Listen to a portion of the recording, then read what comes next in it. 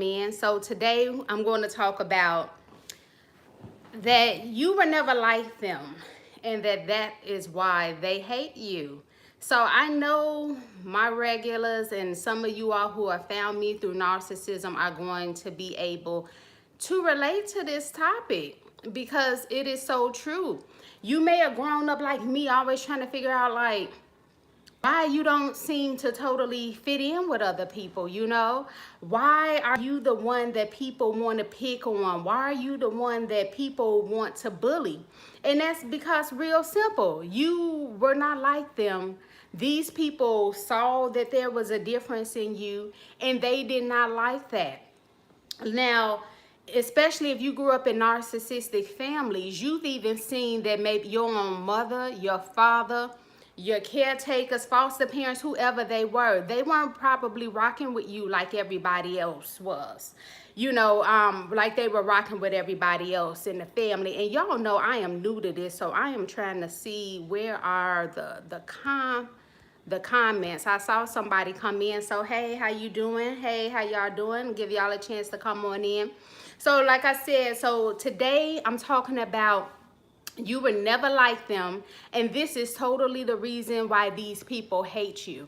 And for me, it's almost like a spiritual battle. You'll even see that when you were growing up, maybe it started off good. Like for me, when I was only child, it started off good. I was like, I guess, a golden child, if you can consider it that, being the only child, all the affection, adoration. But as time went on and other kids came, I was the one that got discarded, and I was always trying to figure out, why was I the one that was discarded? You know, like what happened? How did the tables just turn? How did I go from having this like perfect life to then living into a nightmare? And as a little kid, when you're not like those abusers and toxic dysfunctional people in your life, you start thinking that it's me, that something's wrong with me. Maybe, and let me know what y'all think about this. You coming on in, thank you all for joining me. And somebody leave me a comment, because I'm trying to see, like I said, I'm totally new to the live. It's my third one, but I don't see any comments. So I'm trying to make sure that it's working, or just nobody commented. I don't know.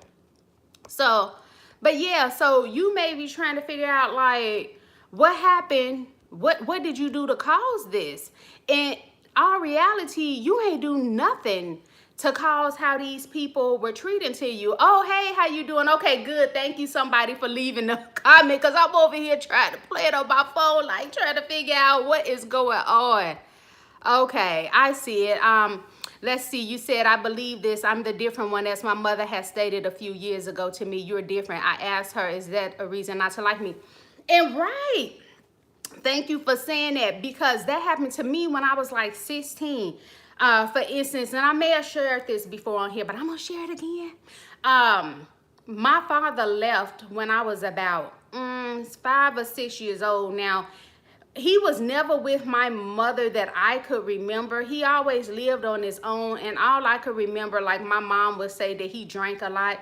And she didn't really like me going around him, which made sense because apparently I guess he would be drunk. But sometimes he would pick me up from preschool and things like that and take me to my grandma's house. And he would be around every now and again. You know, as a kid, even though your daddy drunk, that's your daddy. Can't nobody tell you nothing. You 4, 5 years old. That's your drunk daddy. You know, he the best in the world to you.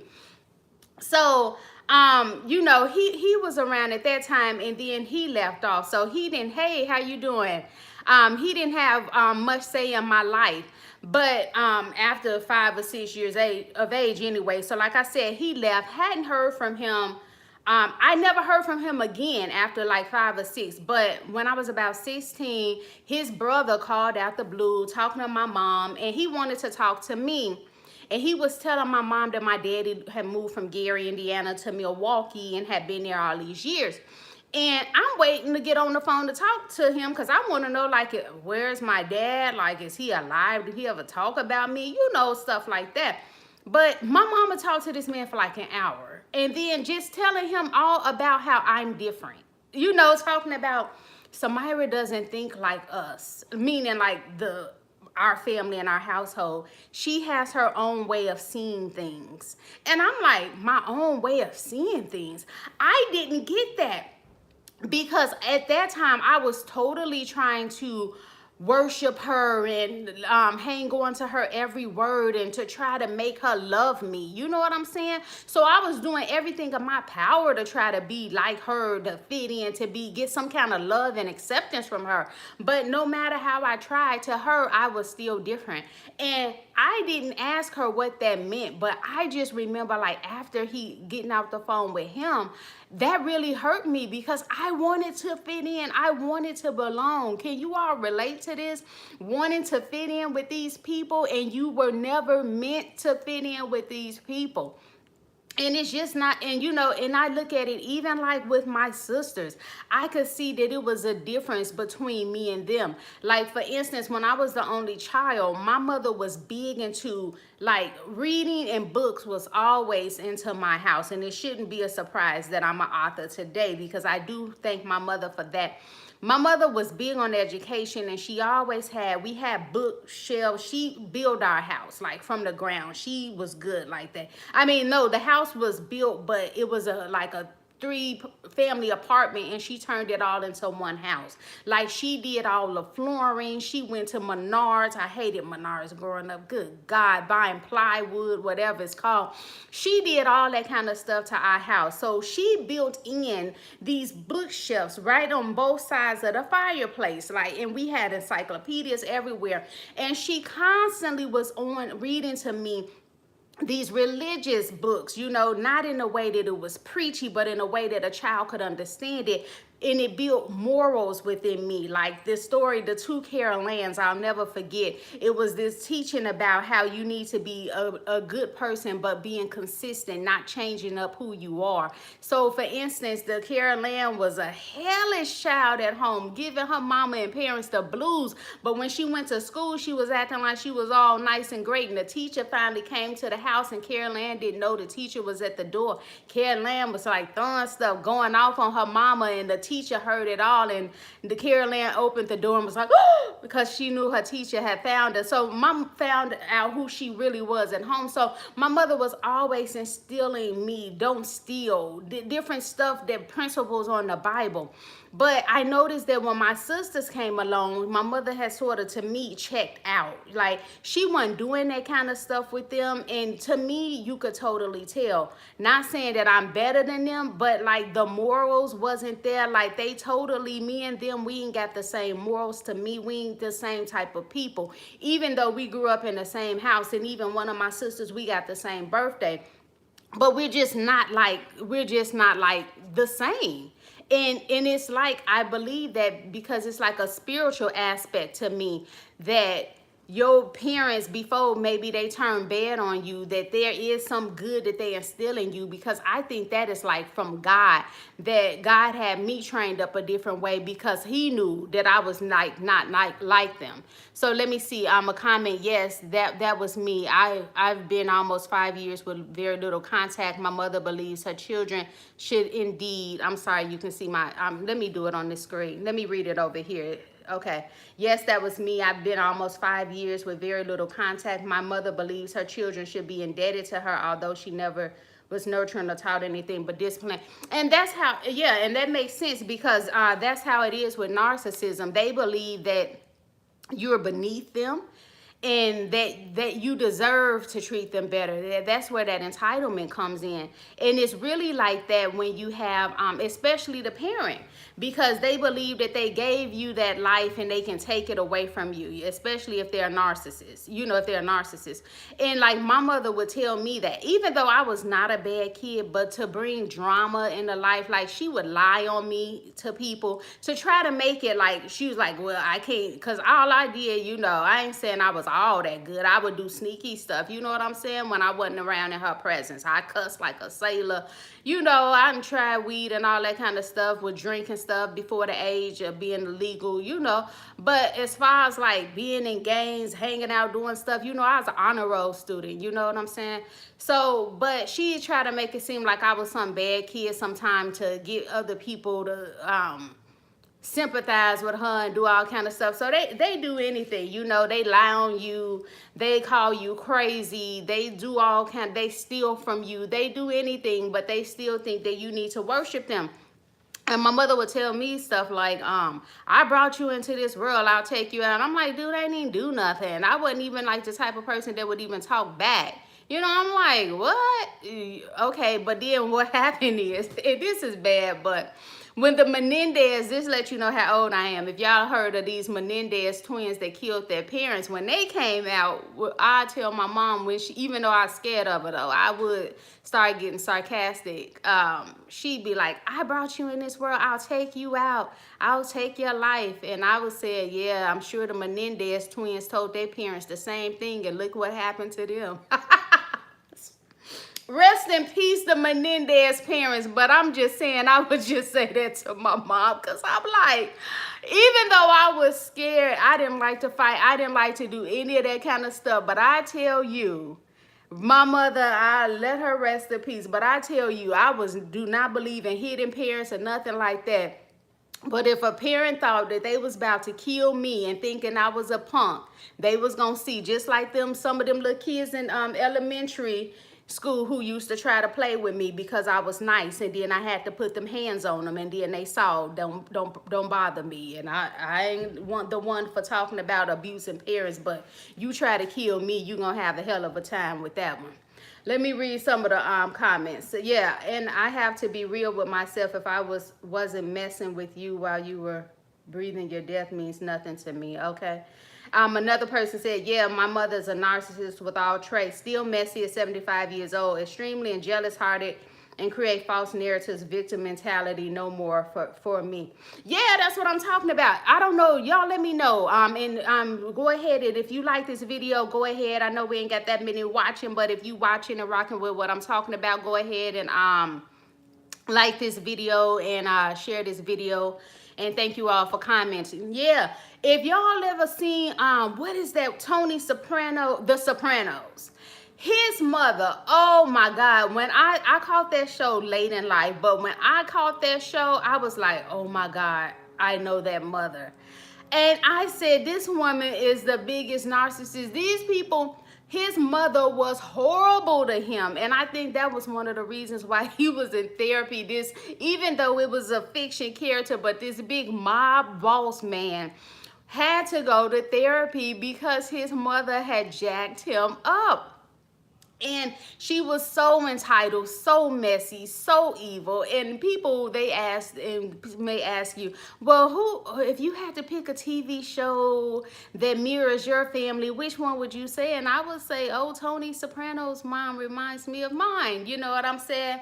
And to me, they don't change. You know, some people may get nicer when they get older, but narcissism, from what I've seen, they continue to be who they are. That stubbornness, that wickedness, evil, whatever is within some of these people, they continue to do that until their dying day, because that is just who these people are. And somebody else, B. Fisherful, I think, yeah, I guess that's how you said, B. Fisherful says, they're extremely envious and jealous, has tried to have my siblings and only child jump me and broke my heart. Yeah, that's what they do. And they get worse. These people, they don't like you because you don't share their way of thinking. You know, these people are vindictive. You probably were not vindictive. You probably were quote unquote nice, trying to see the best in these people, and they resented that because they weren't like you. You know, these people try to get over on people, and they see, oh, you were really a genuine person. You weren't trying to get over on people and have people be your flunky and take advantage of people. Oh no, they don't like that, because that narcissist, that dysfunctional person, they want to have you created in their own image. They want to look at you and be like a mirror and see themselves back. So if they're a nasty, evil person, when they see you, they want to see that nasty and evil in you too. They want you to talk back and talk crazy, you know, even to them, I think, because they don't respect you if you don't. You know what I'm saying? They want you to be challenging other people. They want you to be out here doing some stuff and punking other people and stuff like that. They want you to be out here, as my mother would say, selling wolf tickets, meaning you ain't gonna do nothing, but you gonna keep talking your stuff with your mouth to make a person think you gonna do something, to make them back up off you. That's what they want from you. You know what I'm saying? Let me see. You said the biggest lie ever told was that there's nothing like a mother's love. Oh my God, nothing like a mother's love. Good, you know what? It's crazy. I thank you say that, because people say that, but then you get these mothers who get in their car and drive it off a road with their kids tied in their seatbelt so they ain't got a fighting chance, and throw the kids in the dang on lake. You know, people don't want to talk much about that. You know, the nothing like the mother's love. You know, I can't live with all these, I don't know what you call these little sayings people got, because I learned a long time ago that these things don't apply to my life. You know, especially these people who come from these maybe functional families, and they would die for their mom, and they just love their mom even though they get into some arguments and that kind of stuff. Of course, you're not going to agree 100% with your parents, but they will never understand your pain and what you went through if you had to deal with these dysfunctional families. They never will, because they couldn't imagine that a mother or a father would hate their children, that they would try to destroy their children. But if you come from that dysfunction, you know the truth. You know that your parents put word curses on you. And you know, somebody asked me to talk about this before, and I said, you know, I think that's outside my scope. I don't know about no like spiritual witchcraft and word curses. Then I had to think about it. I'm like, oh yes, I do. Word curses were put over me a lot.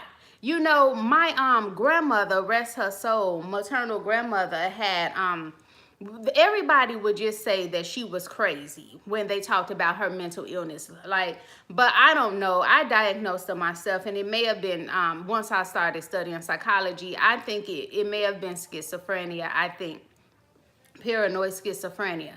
And so my mother, when I was like 6, 7, and my grandmother, this was when I was alive, had her first mental health break and ended up in a mental hospital for a little while.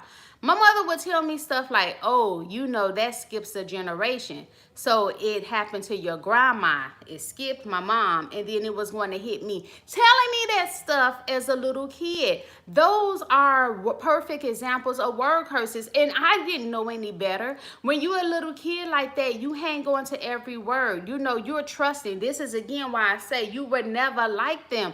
You know, you're trusting, and you don't realize that they're trying to trick you. Like my mother would call me gullible at a young age. Oh, you're gullible, and just laugh. Ha ha ha. You know, oh, you're so stupid. You're gullible. You know, and I'm like, and now I think about it, I'm like, how was I gullible when you were my mother? And normal mothers don't say and do things to try to make their kids send them off in the wrong direction.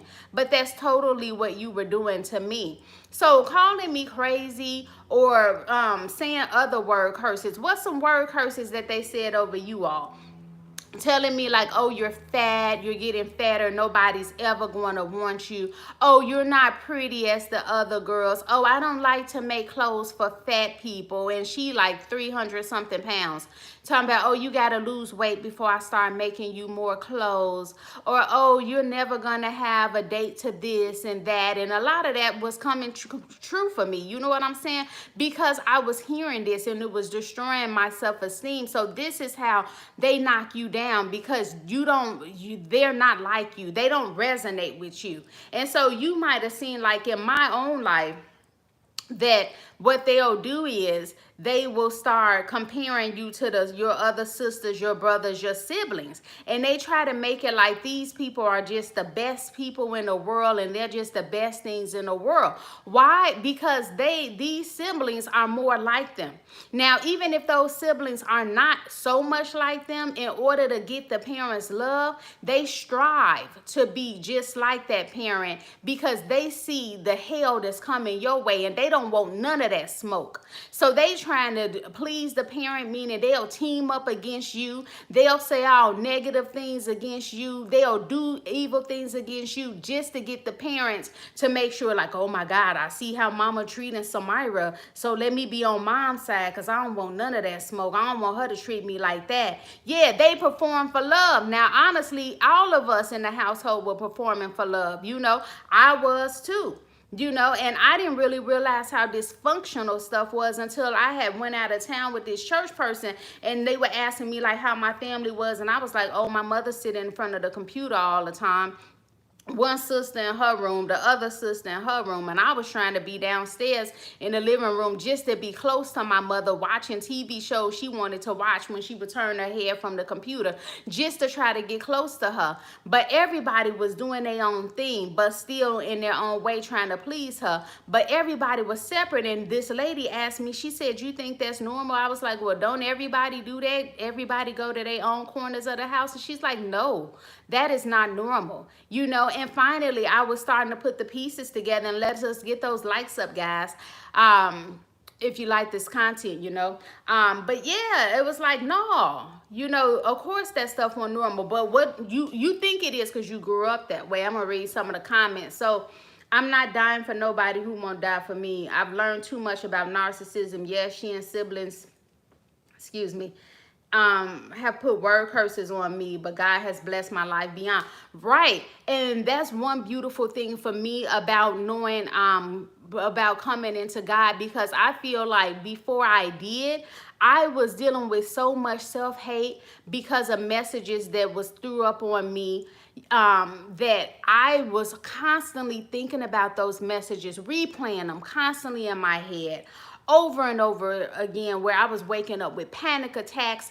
All kind of stuff was going crazy for me. I even went to the doctor, and I was like, man, my jaws really hurt, like stressed in my jaws. And they're like, oh, you need to see a therapist. I'm like, a therapist? So at the time I was in college, and I wasn't even living at my mama's house, but that trauma can follow you, you know. You get rid of the negative parent, but if they put so much of them word curses in your head, it's like, even though you're not around that parent, you leave, and that ain't written free space in your mind. And like, you can hear your parents saying crazy stuff. So now you go out in life and you trying to do something, you hear your mama or your daddy or your caretaker's voice saying some negative stuff. So now you like your own worst enemy, you know, and you can't escape it. You even try to sleep, and it's playing in your head to the point you waking up in panic. Your body shutting down and going crazy, and it's all wiry because you like fighting against yourself. And that's for people who dealing with anxiety, you know, having trouble breathing, you know, heart racing, feeling like something smothering you, sitting on your chest, you know, sweaty palms, sweating a lot, you know, jittery, can't sit still. Some people may have dealt with depression because you had all this hell going with it, done to you, feeling sad more days than not for most of the day, loss of interest in activities that you used to like, you know, significant weight gains in a short amount of time, you know, feeling worthless, trouble focusing, suicidal.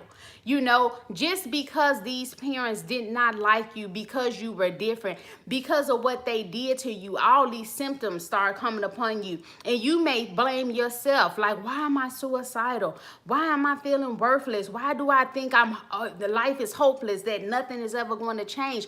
These things are not your fault. You know, these are things that happen to you, and you are responding because this is the best way that you knew how to cope with the hell that was going on with you. Some of you all may have PTSD because of this, flashbacks about the abuse that happened to you. You may continue to have repetitive thoughts about the abuse. Avoid certain people and situations that remind you of this abuse. Avoid certain smells or things that remind you of these abusers. You may also have trust issues. You don't feel that the world is a safe place. You can't open up to other people. You may have angry outbursts, just going off on people without like really nothing really bad happening, you know? Feeling irritable, feeling sad, all because of this stuff that's happened to you. And then people have the nerve to want to say, well, why don't you want to be around your parents? Why don't I want to be around them? I barely escaped them with my freaking mental health. If it wasn't for me accepting God at 21, I tell you, I would have been in a freaking mental institution. I know it. I was holding it up together well. The people I knew in college, I don't think they could sense it, but I was going through hell, you know? Well, why don't you want to talk to your mama? And the crazy thing is, these people your family, friends and stuff, they've been around the whole time. They know about the abuse you were going through, then want to ask you why you don't want to be around them. For real? Have you met my parent? And the crazy thing is, and this is the thing is, and so it ain't just with your parents that you were different from. You know, you were never like your extended relatives either. Excuse me, grape juice. You may have been like some of them, and you may have had some good relationships with some of them. I know I did. So this is not, if my family watching, this is not to everybody. If I rocked with you when I was growing up, you know it. Even if we still don't talk, I still rock with you. You know it. So, but it be those people that be offended that care. And you know, the funny thing about some of these extended family, I found out, you know, they be watching my videos and then going back and telling each other, like, what you gonna do? I'm gonna say what I'm gonna say. I'm going to be on this channel. Those who support me on this channel probably and give good feedback and tell me how my content has helped them overcome. It has been more of a family than some of these extended family members.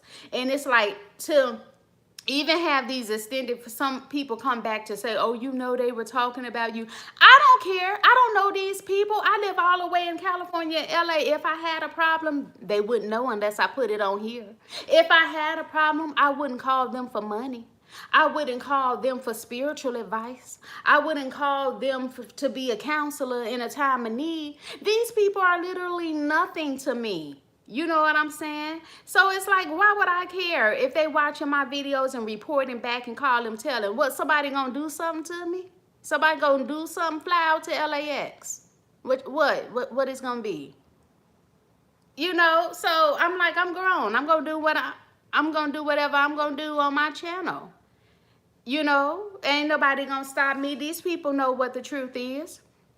So yeah, so let me get on these the extended family. Let's see. Good Life says, I call them evil step cousins, the ones I don't rock with. Yes, evil step cousins. I like that. I like that. Thanks for sharing that.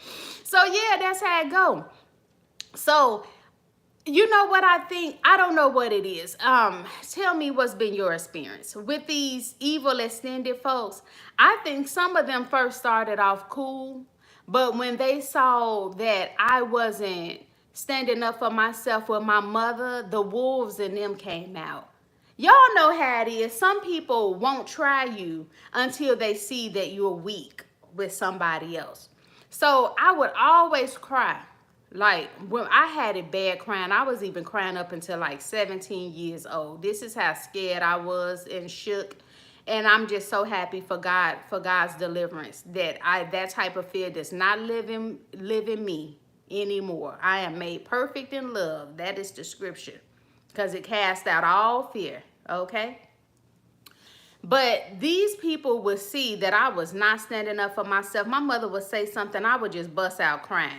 Like, she'll tell my business. If I didn't get a good grade in school, she was telling that. She was just telling every freaking embarrassing story Samyra Alexander had. Mother was telling it in front of everybody. You know the narcissists.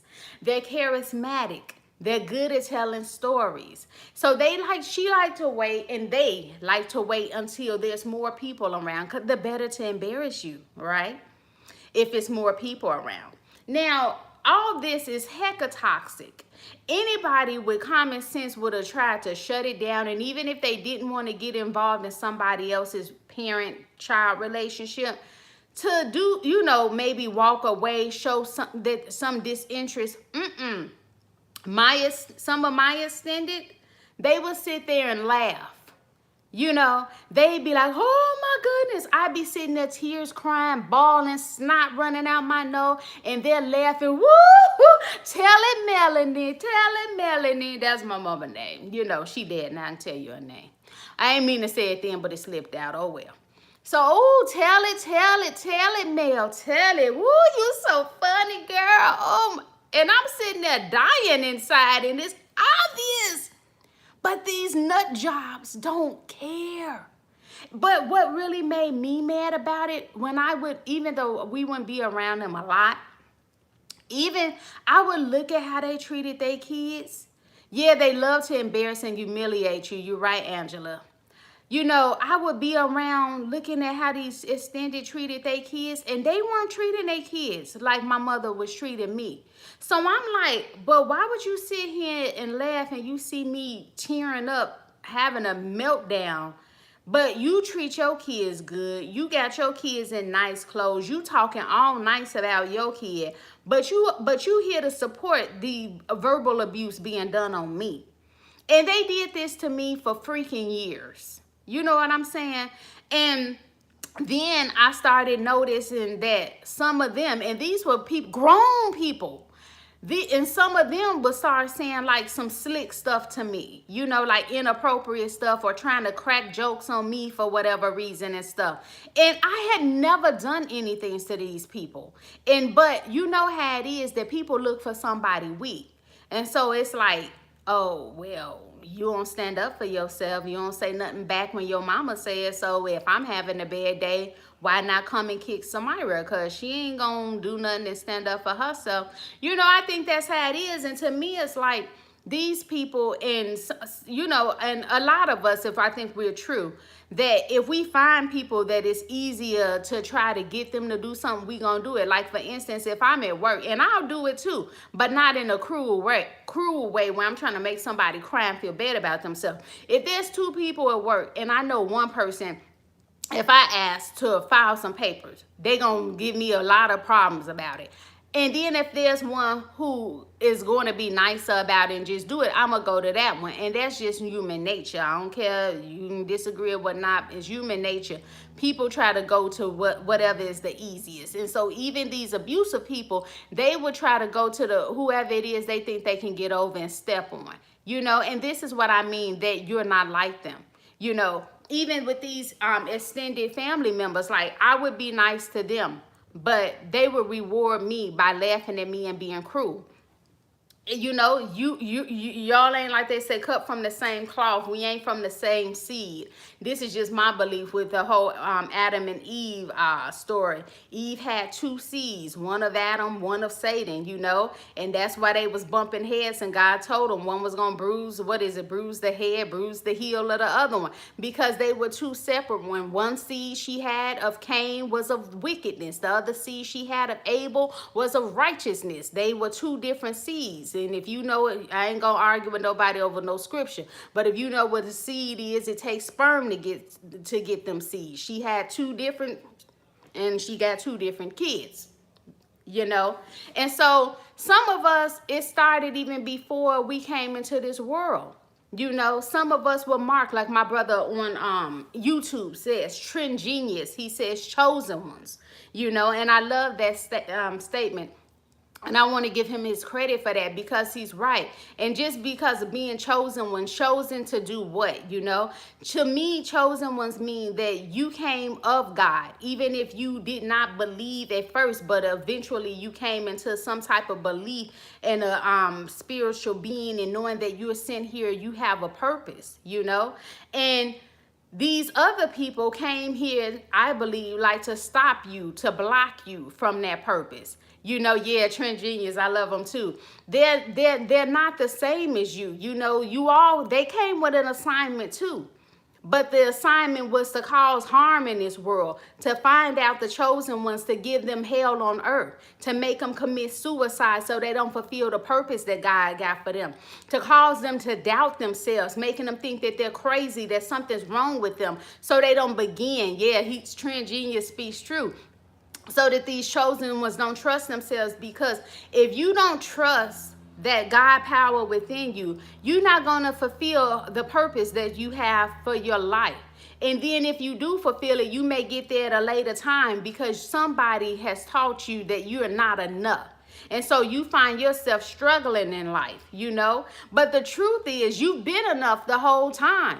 You were created in the image of God to do these great things. And if you were created, he gave you power to do it. But these kids of the devil out here have made you doubt yourself and make you think, oh, well, you ain't nothing.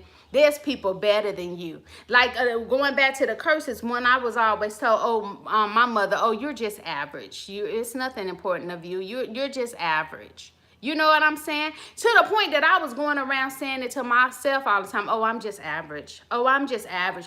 You know, and how long did it take me to get myself to a point where I felt better about myself, that I could start going after some of the things that I want? This is what I mean. That seed of the Satan seed, they come here to do you dirty. And then people want to know why you don't want to deal with them. Oh, because I've identified some of Satan's seeds. And then yes, we don't have nothing in common together. Because how can two walk together unless they agree? Light and dark do not mix. I'm not about to be around somebody who doing me dirty, treating me evil, speaking evil on my name, cursing me every time they see me or talk to me on the phone, playing games with me. You know what I'm saying? Just because this person is a mother, a father, a grandmother, so the heck what?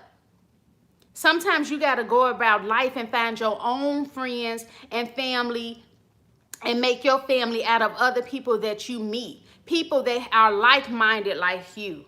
And I'm not, and of course, none of us are perfect. So please don't think I'm saying that when I'm talking about the evil and the good, because I do mess up stuff too sometimes. You know, we all do.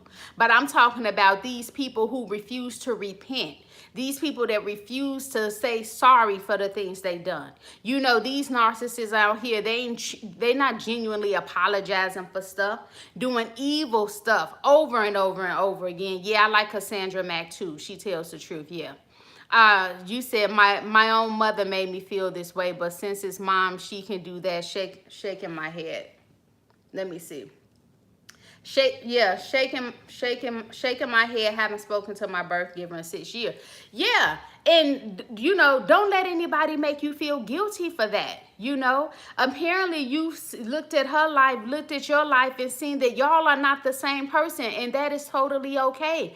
Because what these people who try to make us feel bad about going no contact or limited contact with our family, they never address the point that how hard it is to cut loose your family. What person, child in a right mind wants to cut the dang, what is it, cord?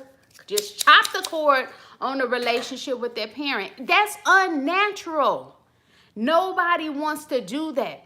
You have had to have gone through hell to make you want to cut your dang on parents off. You grew up thinking that your mother, your father knows everything. They're freaking superhero with the cape on and everything. They can do no wrong in life. So for somebody to blame you as the child for cutting the parent off is freaking crazy, because it's unnatural. If you cut your parents off, chances are that they gave you the dang on scissors to do it. And you didn't do it just haphazardly. It probably took you years to do it, because you talked to this person over and over and over again, trying to make it right. Trying to get them to love you, do right by you. Oh, here's my tissue. Y'all, I'm telling y'all them allergies. I'm like, oh God, where's my tissue? Excuse me. But trying to get them to love you and do right by you. And they wouldn't. You put up with abuse how many years? Tell me in the comment section. How many years did you put up abuse before you said, I got to get out this relationship? How many years? But nobody want to address that. It's just, oh yeah, you're wrong. You're wrong. No. You know who is wrong? The people that's gullible enough to believe the narcissist. Now, some of them, like I said this before in some videos, if they just met the narcissist because the narcissist is very charming, they can confuse people for a while. And you're gonna think that they're okay, you know. And I've done this. I've been confused by a narcissist, because some of them, they're good at hiding and they pretend well, but eventually they always show who they are. So if you've been tricked by one, no need to beat yourself up. They're good at it. They came from Satan. They've been like that since babies, knowing how to manipulate people and get over. They've been like that, and they just get better because they research how to get over on people. They study people to see what your weaknesses are. They study people to see what your good qualities are. They mirror your good qualities because it ain't no good in them. They don't know how to be good. They got to mirror you to watch you to learn how to be good so they can trick people to make people think that they're normal, but they're not normal. You know, they do all these crazy things. And so somebody can be confused and think the narcissist is decent. But after a while, that they take off that little sheep suit and you see ain't nothing but a nasty wolf with fangs. If I don't know if wolf got fangs, but you see this person that's been lurking under there the whole time. So yeah, these family members, they know who this narcissist is. They've been around that narcissist, some of them before you were born. They know who this person is and still got the nerve to try to come make you feel bad. Why? Because you weren't like your other family. And truthfully, some of them are narcissists. Am I lying? Where's the lie? You know some of them are narcissists. And this is why they support the narcissist, telling you to talk. Oh, talk to your mom and daddy. Oh, go back to them. Oh, it's the holiday. You didn't get your parents something? You're not going to your parents' house. Why they want you to, why you keep asking yourself, what they know what this person did. Why they want me to keep going back? You know the reason they want you to keep going back? Because they're narcissists themselves. They get pleasure in seeing people misuse you. They get pleasure seeing people talk about you and do all them smear campaigns on your name. Why? They want you to go around to be more, to get abused because it makes them feel good. They get excited. They probably get even sexually aroused from knowing that you getting abused and other people getting abused. Let me see. You said my mother's oldest sister loves taking up for her, never calling her out for her messed up ways and stuff she's done to me. Yeah, of course she's going to take pleasure in it. And she not going to call out. She don't want the smoke with your mother. She want to be loved. She want to be on mom's side. They saw the hell that they did to you. And I'm never saying your name because I'm not sure if it's Teron, if that's how I'm pronouncing it. Teron Brown. But yeah, so of course they're gonna push you to the side and hate on you and team up on you because they want mom's love. And it's a never-ending battle. And so that's why I have to say, congrats to you that decided that you weren't gonna take the abuse anymore. Do you know how strong you are? Despite knowing that people are talking about you, hating on you, smear campaigns because you decided that you loved yourself enough to get out of that dysfunctional dang on relationship. You've had enough. You're better than that. And you know it. And they hate you for it. Why? Because some of them truthfully want to be away from their narcissist too, but they're too scared. They're too scared not to have the support of the family. Even if the narcissist is giving them little breadcrumbs, not giving them full affection, because you know the narcissist is not going to give them full affection because they don't know how to love that well. Or at all. So they want whatever bread comes, it comes. How low self-esteem is that at? Now, of course, after a certain amount of time, a person, will wake up to see what's the evil that's going on. But no, your siblings are still in that relationship, holding on, thinking, oh my God, mama and daddy gonna love me. Maybe one day, just one day, maybe they'll see the value in me. Oh, we got rid of the scapegoat in the family, so maybe mama and daddy finally got a little extra love to give to me. Baby, they hanging on. They around the deathbed hoping to get a blessing from that narcissist. Just something, some crumb of love. And that used to be me. But one day God opened my eyes. And I told this story, this testimony before, that I had that that last blow thing with my mom. And then it came to me in my own voice, clear as day, your mother's a narcissist. And I'm like, what? Because I know, I'm like, I didn't think that. Anybody ever had that happen? Like, it's your voice, but it's not you kind of thing? I'm like, a narcissist? And I'm thinking, well, I studied psychology. I would know a narcissist if I saw one. Wrong. And so since it spooked me how that thought came to my mind, I started researching narcissism. And turns out I didn't know what a narcissist was, even though I had the DSM, the diagnostic, basically it's a diagnostic manual that we use in mental health to make diagnosis. And I went back through the DSM and I started looking, and finally it made sense. But the thing was, a lot of times in training, that they only go over the symptoms. And if there's like no case study where I can picture how the narcissist is in life, it's hard to just look at symptoms and really apply that when you dealing with people in the world. It's like, you know, but when I started doing other research and found, I think her name is Sister Renee Patilli, something like that, on Facebook, and reading up there, and then I found videos on narcissism. I was watching video after video, and I was like, oh my God, mother is a narcissist. You know, so that voice was right. And for me, I look at it, and like I said, I didn't hear God speak, but to me, it was like the Holy Spirit spoke through me and my voice, letting me know, like, your mother's not like other mommies. Something's wrong with her. And that was like one of the best days of my life, because it gave me clarity what was happening, that it was not something wrong with me. It was something wrong with how I was treated. But she had a problem. And some people will try to tell you, well, Samyra, well, Angela, or forgive me if I'm saying your name wrong, Torin, good life, you know. Well, since you know your parent got a mental illness, shouldn't that mean you should be more empathetic, more understanding? Giving that person love because it's a mental illness and they can't help it. Wrong. Wrong. And I'm going to tell you why. You let me know what you think about this. Because even though narcissism is a mental illness, these are things put in the book by man, right? A committee who comes up with these titles. And sometimes they even change diagnoses, add diagnoses. People in psychiatry, psychology, mental health don't know everything that comes with mental illness. They are still learning.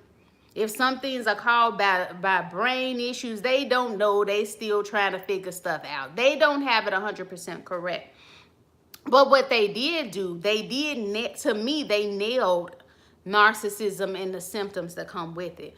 But what I'm saying is it really a mental illness? Because a lot of mental illnesses that I've come across is because people, they really can't help this, how they're feeling, or the things that's going on with them.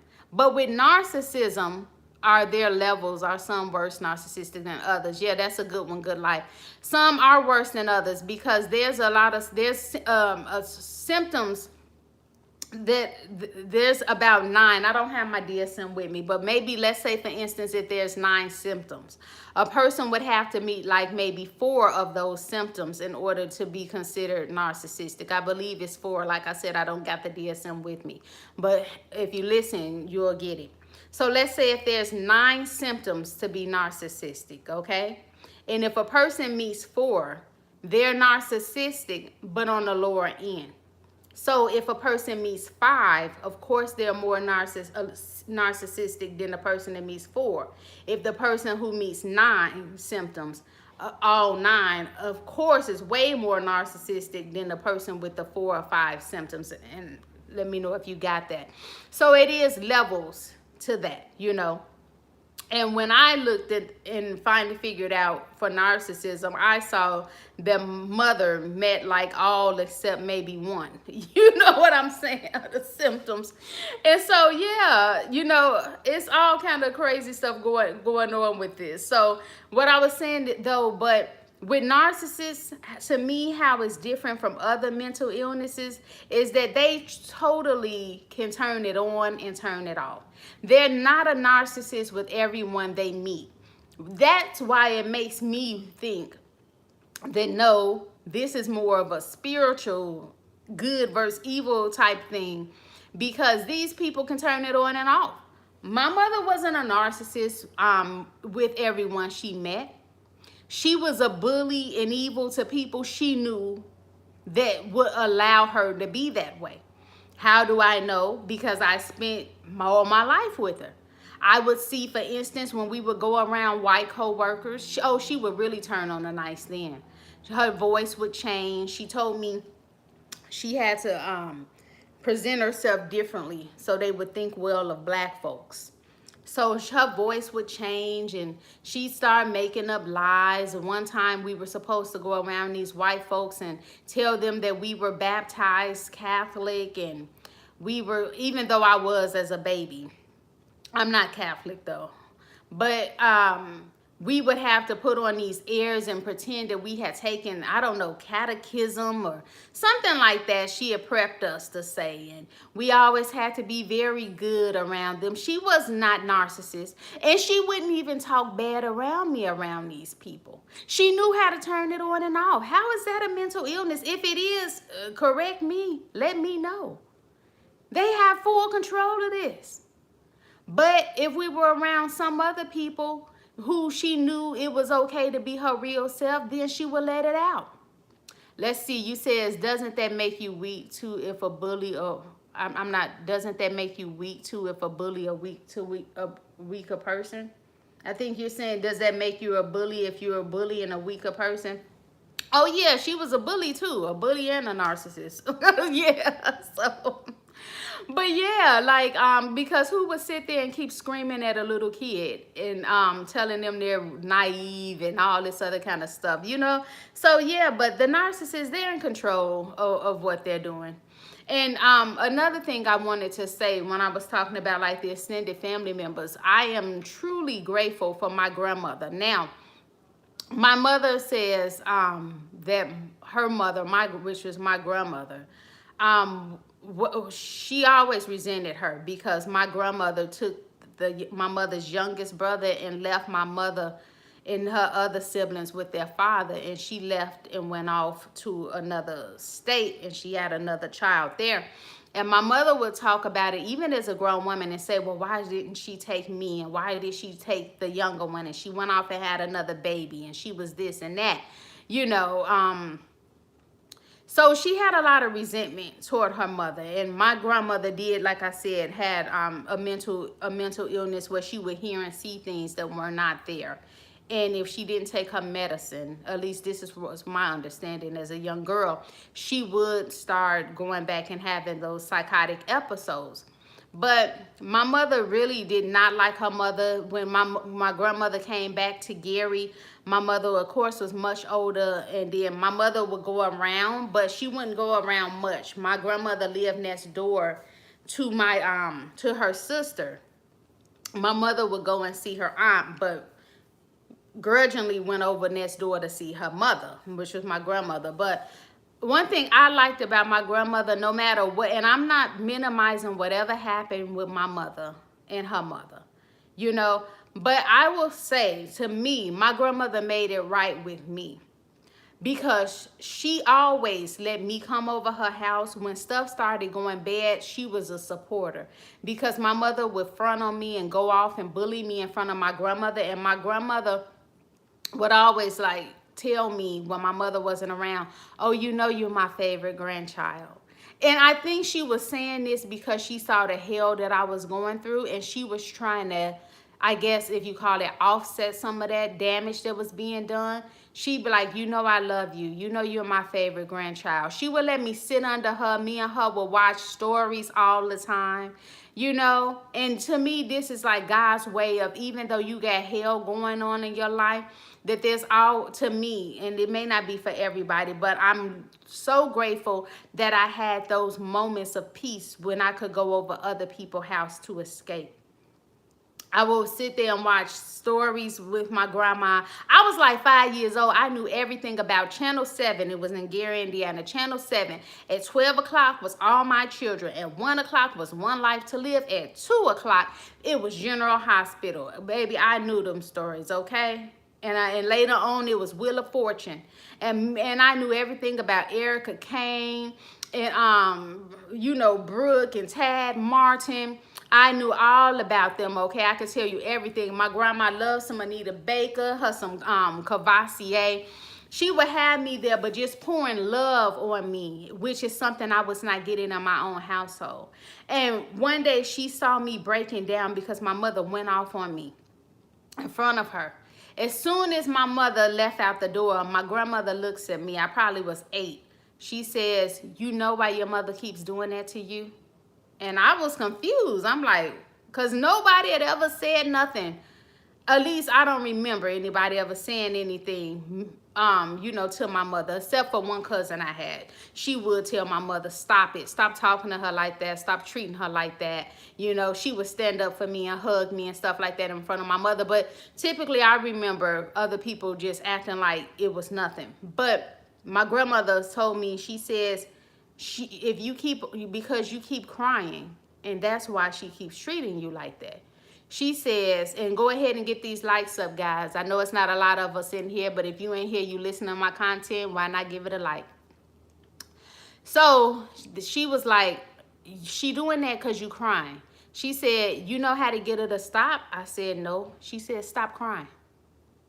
Now, the thing was, when I got older too, I thought about that. I was like, I wonder why she tell me that. But then I was thinking too that, yeah, it's kind of easier said than done. Stop crying, but I respected it, because to me, looking back, that at 43, I think that's how old I am, I forget. But looking back at 43, I think my grandma was trying to let me know that my mama was a bully, and this is how you win against bullies. You have to stop crying. Stop giving them that what is it? That energy. They love that. Y'all know that. Come on, tell me in the comments, you know that. These people, when they bullying you, they like to see you crying. They like to see you with your head down. They like to see you looking weak, because it makes them feel stronger. It's like, yeah, I got over on this person. Yeah, this person know who I am. They know who I'm about. They know I'll do this and this. They scared of me. These little weak people got nothing better to do in their life, and they sent from the evil one to give you hell. So when we give them that satisfaction, they love it. And my grandma, rest her soul, was just like, "No, you got to stop crying." Yeah, people call that tough love, the stuff your mother did to you. Yeah, tough love. Yeah, people crazy too. I know what you mean though. Yeah, they call it tough love. And the thing was true. Like my grandma said, that was the thing I needed to stop being weak like that and crying. Even though I was 8, I don't know, could you call it weak? I was like 8. I don't know, but. But yeah, and somebody 6 foot tall, 300 something pounds, looking down at you and punking you all the day time. I don't know. But I can say I do know that one of the ways to beat these people is to take away that supply that they so much crave for. And and I also want to say thank you all. Like I said, it's not a lot of people in the chat, but that's all right. I'm just trying to get a comfortable doing these, because I'm not gonna lie to y'all, I did the 2 lives and then I didn't do it again anymore, because I don't know what it is. In real time, it seemed like more like being more intimate with the group or so, and I was like, I don't know if I want to do that, because then I'm going to have to make sure that it keeps going for a certain amount of time, and I don't know if I'm gonna have something to talk about. But a lot of that was just fear, and I thank you all who leave comments on my video, because I was struggling. Like, if I really wanted, I was even in the bed tossing last night. I don't know if I want to do it. I don't think I'm going to be able to sustain it for an hour or so. And I was really like anxious about it. I had to talk myself down. But then people had sent some comments overnight about some videos. And somebody had mentioned like the growth that I did as far as my first book. I wrote it and didn't publish it for like about 15 years, because I didn't know how to do it. It was a short story. I didn't want to pay magazines to put my story into contests, and it took COVID And I've been writing like since then, and I published 3 books since then, and somebody pointed out that growth. And thank you, Good Life. And somebody pointed out that growth, and so it made me like, yeah, people respect and rocking with what I gotta say, and I'm making a difference, and I'm not gonna allow fear of being able to go for a certain amount of time on live if I'm gonna run out of content, or being of a more, to me, intimate type setting, if that makes sense to y'all. And I was like, and somebody else had commented on my video, and y'all be giving me the strength to keep on going, because sometimes I don't know what to talk about, and I'm like, do I just want to focus on narcissism? I'm like, maybe I want to talk about other mental health stuff. I don't know, you know? And sometimes I struggle with that. I'm just being honest with y'all. So those comments help me. And by the way, also, I believe I put it in the description. If you want to book a session with me, you can totally book a session with me.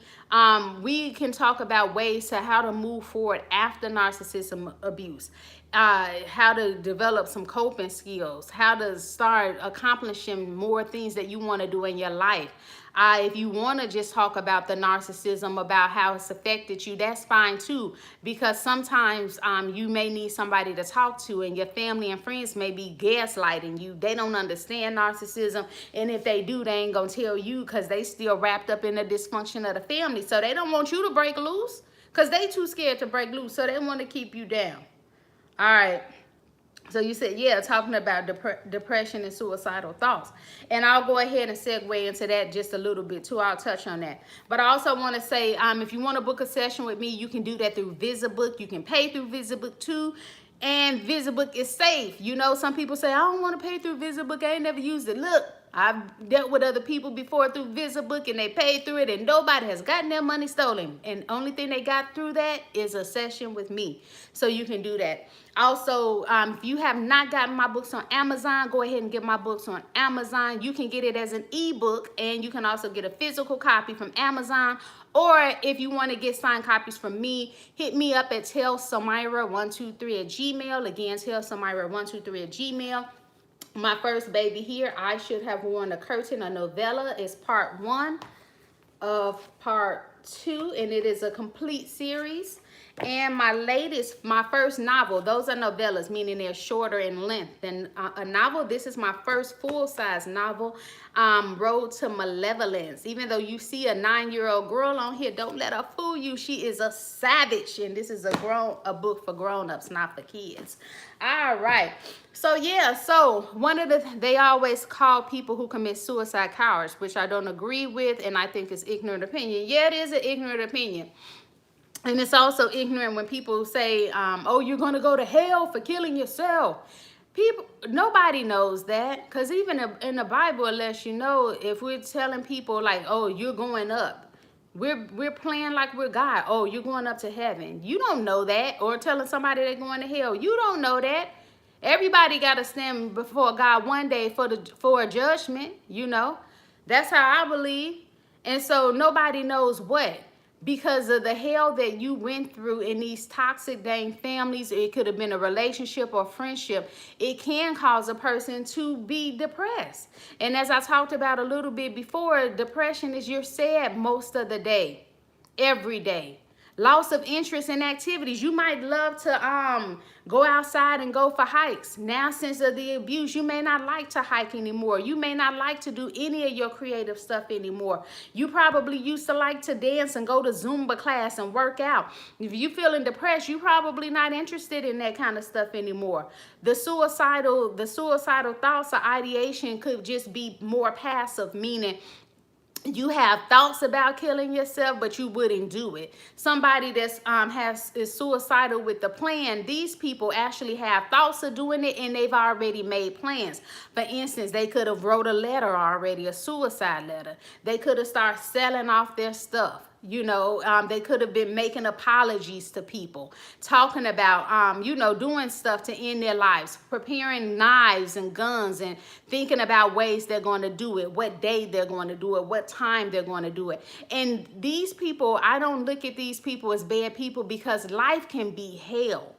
You know, there's people that have been raped. There's people that have verbal abuse, financial abuse, and not all of us have the ability to cope, to bounce back from some of the stuff happens, and people choose to kill themselves, you know. And that's why I do feel that it's important that if you can get access to mental health services, even if it's not through me, if you have in California it's Medi-Cal, but if you have Medi-Cal, Medicaid, whatever like that, sometimes you can get free services. So I do suggest that you call the number on your card to ask about what are your mental health services, and then see if you can get the services. Also, there are social service agencies that if you are a victim of domestic violence, you can also get free sessions, because I've worked with a place like that. I think they gave 40 free sessions. Yeah. If you can show proof that you got a police report, you file for a restraining order. So you just have to call, and sometimes they have information lines, like here it's called 211. It's an information line. You can call and ask for resources, free resources, or whatever it is that you need that you may not know that is offered in your community. Because a lot of times if you don't reach out and ask these questions, you won't know what's available, and it could be some stuff you really need and can use. So, but yeah, because some of these things are preventable. You know, if you get a chance to talk to somebody about this narcissism, you can find people who understand narcissism and is not going to gaslight you. But truthfully, you have to, at least I suggest, talking to therapists before you agree to work with them. You know, asking questions on what they know about narcissism, dysfunctional families. What do they know about no contact? Do they support people that are no contact? You have to ask these questions. And sometimes you'll get people who say, oh, yes, I've worked with all this, I specialize in do. And you may get in front of them and feel that, wow, this is not a good fit. I don't like this person. I feel like this therapist is gaslighting me. I told them I'm not talking to my mom, but why they keep talking to me about my mom? Why are they asking me what am I getting my mom for Mother's Day? And I told them I'm no contact, and I told them 2 or 3 times. You know? You may have to change your therapist. Don't think that just because you have a therapist that you have to stick with that therapist. Even if it's free, you can still request, if possible, to be transferred to another therapist within that agency or an outside therapist. You don't have to just stay with, because not everybody is going to be a good fit for you. So that's just my thought on that. You said, let's see, rapper Biggie Smalls didn't have the best relationship with mother Eminem either. Okay. Yeah, I don't know too much about Biggie. You know, I heard that mom put him out because he was selling drugs or something like that. But, oh, yeah, Eminem. I'm going to tell you this. With Eminem, when he came out, one reason that he was my favorite rapper is because y'all know it was taboo. Look, imagine it's taboo now to speak out against your parents, but especially when Eminem did it. But the reason I liked him, because he did the things that I wanted to do. You know, I wanted to expose my abusive mother. You know what I'm saying? And I was like, man, he had the courage to come out and tell Americans that his mother was treating him like crap. You know, and I would tell my mother, if she would say something nutty to me when Eminem came out, I would also be like, I would be like him. I don't know how to rap, but I'm going to tell people about you one day. That's the thing.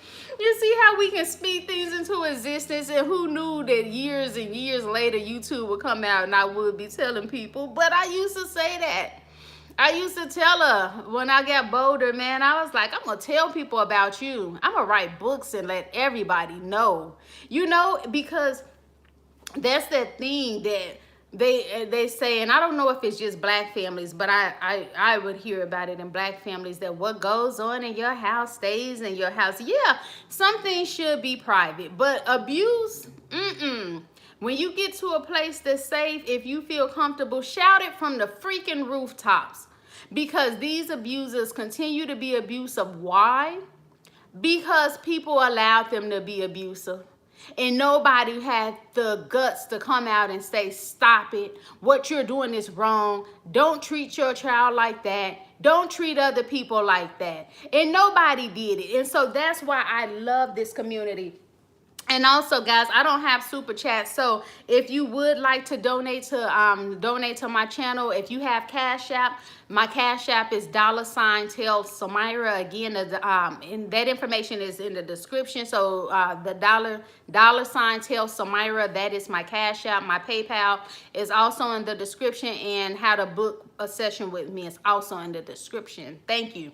So yeah, that's what it is. Like, they don't want anybody to know, you know, what's going on, unless it's well, I'll take that back, because the people that they abusing you in front of, they know. But other people, they don't want anybody to know, because they like to pretend around some people, you know. They want to pretend that they're this great parent, that facade, you know, they're this great person around certain people. They're so loving, you know. And if you start writing about it, telling about it on YouTube, then they can't lie to people. You know, the people they have food, maybe some of the friends at work that think that they're these just great, loving people and the best parents. Because you know, the narcissists, they're always bragging about themselves, you know, telling stories about how much they do for you, how ungrateful you are. They tell some people that. So they have to keep this facade going. But when you get on here and you put them on blast, oh God, you're just the worst person ever. Because they had people they were finessing who was thinking that they were the best thing since sliced bread, but you came out and told the truth. You thought they were putting curses on you before. Imagine how much more they putting them curses on you since you finally said, I'm telling it all. So I don't even care, you know. And again, too, like like I said, other ways you weren't like these people is because even though they did you wrong, for the longest, you probably still tried to do these people right. You know, they said bad stuff about you and you tried to defend yourself, but you weren't out there doing smear campaigns like them. And if you did tell some of the stuff on them, it wasn't because you purposely set out just to smear them. You were telling stuff about them because you were trying to protect your name.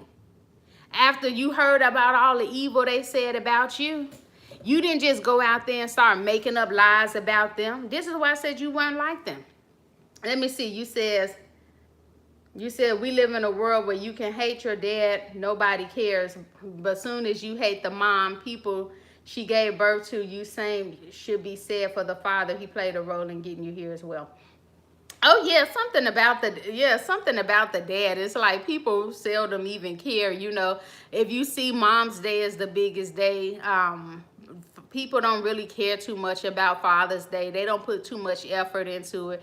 Everybody's doting over the moms. The dads, they don't really get too much attention. You also said, let's see, my mother always does that, trying to make it like she's this loving mother to me, even bragging about me on Facebook. And I wrote in her comments exposing her that her friend jumped in as if it was her business. Yeah. And the thing is about some of those friends, some of them know what's going on with you, but a lot of them to me are just abusers anyway. And of course, they don't want to see other abusers get exposed, because they're like, oh my God, if somebody's exposing my friend who's an abuser, somebody may come and expose me. That's gonna cause me shame. You know them, the narcissists, even though they pretend that they're all grandiose and so great and confident, these people, from what I've seen, are not really confident when you start really looking at them. Very insecure, very much need admiration and praise for others to feel good about them. I think because there's that emptiness inside of them, that self-doubt, that they constantly need people to tell them how great they are, because they don't feel good about themselves.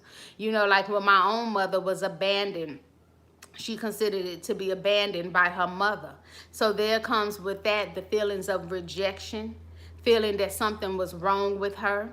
And so to develop this big grandiose personality is like, oh, instead of having to deal with the point of being abandoned and not good enough, it turned into, oh, well, I'm great and I'm the best at this and I'm lovable and I can do this and you can't do that and I can do that and you can't do that and I'm a princess and I'm, you know, all this kind of stuff to try to make themselves feel better, because really they feel hollow inside, you know, and they attract other people that's like that. And I think with family, some of the times that they don't want to say anything about it because they want to look good to people that's outside of the family. Because if you start making videos like this, people are going to talk and the word is going to spread. Oh, did you know that this type of abuse is going on in their family? And people want you to shush. Don't let anybody know that. Well, no, forget it. I'm going to scream it from the rooftop that I was abused. Why? Because I'm bringing awareness to this so that it can be stopped, you know, and that these people, these narcissists, can be shamed for abusing people, because the biggest thing they hate is not to be loved and admired and appreciated. So if people start saying, hey, what you're doing is wrong, we don't like it, I think that there will be enough pressure to put a stop to some of this. We're like, no, you're not going to abuse people, at least not in public. Now, you can't really stop what's going on at somebody's house all the time, but at least not in public. No, we're going to put social shame on you and cancel you. The cancel cultures should start canceling these dang narcissists, you know, who abusing their children out in public like it's just a thing to do. Like, no, we don't accept it. We don't approve of it. It's not right. Stop. You know, we're not laughing when you're abusing and bullying somebody. It's not okay. You know, it doesn't make you tough that you can abuse your child. You know, that's not a sign of toughness. You know, even though I was getting bullied and stuff before, my sister's father was over at our house. And I think my mother was still dating him at the time. But his baby mama came over and going off. And I remember I was like a teenager, maybe 13. She's going off bad. And I told my mama, I'm like, you not going to go out there and handle that? I mean, because she just cussing and causing a big commotion. My mama's like, what you mean? I'm not going out there. She known for carrying a gun. And I'm thinking, yeah, but you be in here punking me all the time. But you about to let her sit out here and cuss and go off in front, right on your lawn. And you not going to go out there and say and do nothing. But me, who 13, you bullying all the time. But now you scared. But you see those little inconsistencies. But I don't even know. I forgot what I was talking about. Talking about that before. But yeah, no, other reasons. Like I said, these abusers. Because I think some of them have done some foul stuff in their life. Some of these extended family and relatives.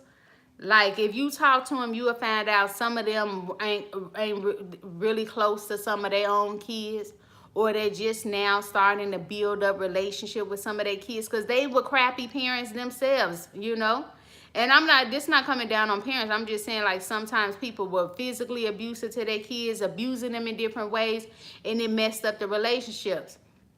So now they're trying to get their life back with their kids. So when these people hear you come around, these former abusers, they don't want to hear it because it reminds them of when they was abusing their kids and how their kids tried to talk to them about the abuse and they weren't really trying to hear it. And it's like, now they don't want to hear yours because it got to make them think about all the stuff they were doing wrong.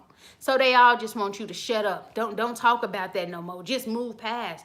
You just get over it. Shush. Your mother got a mental illness, or she couldn't help herself, or your mother had a bad childhood. You know what? Those are all freaking excuses.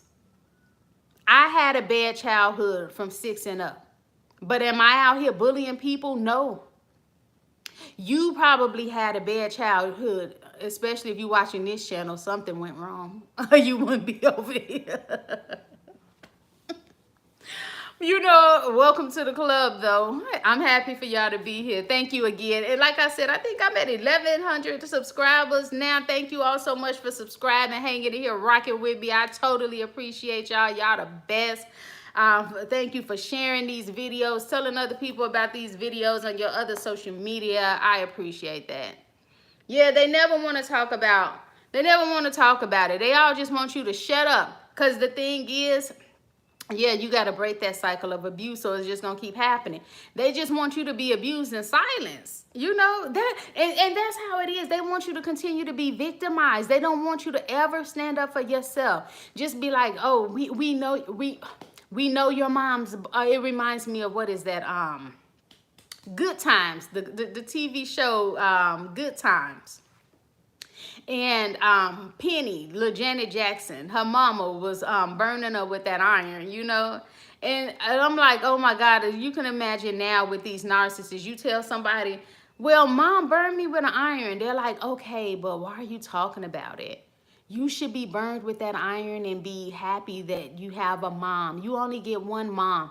But you're like, no, glad to catch one of your lies. I'm glad you're here, wild enemy.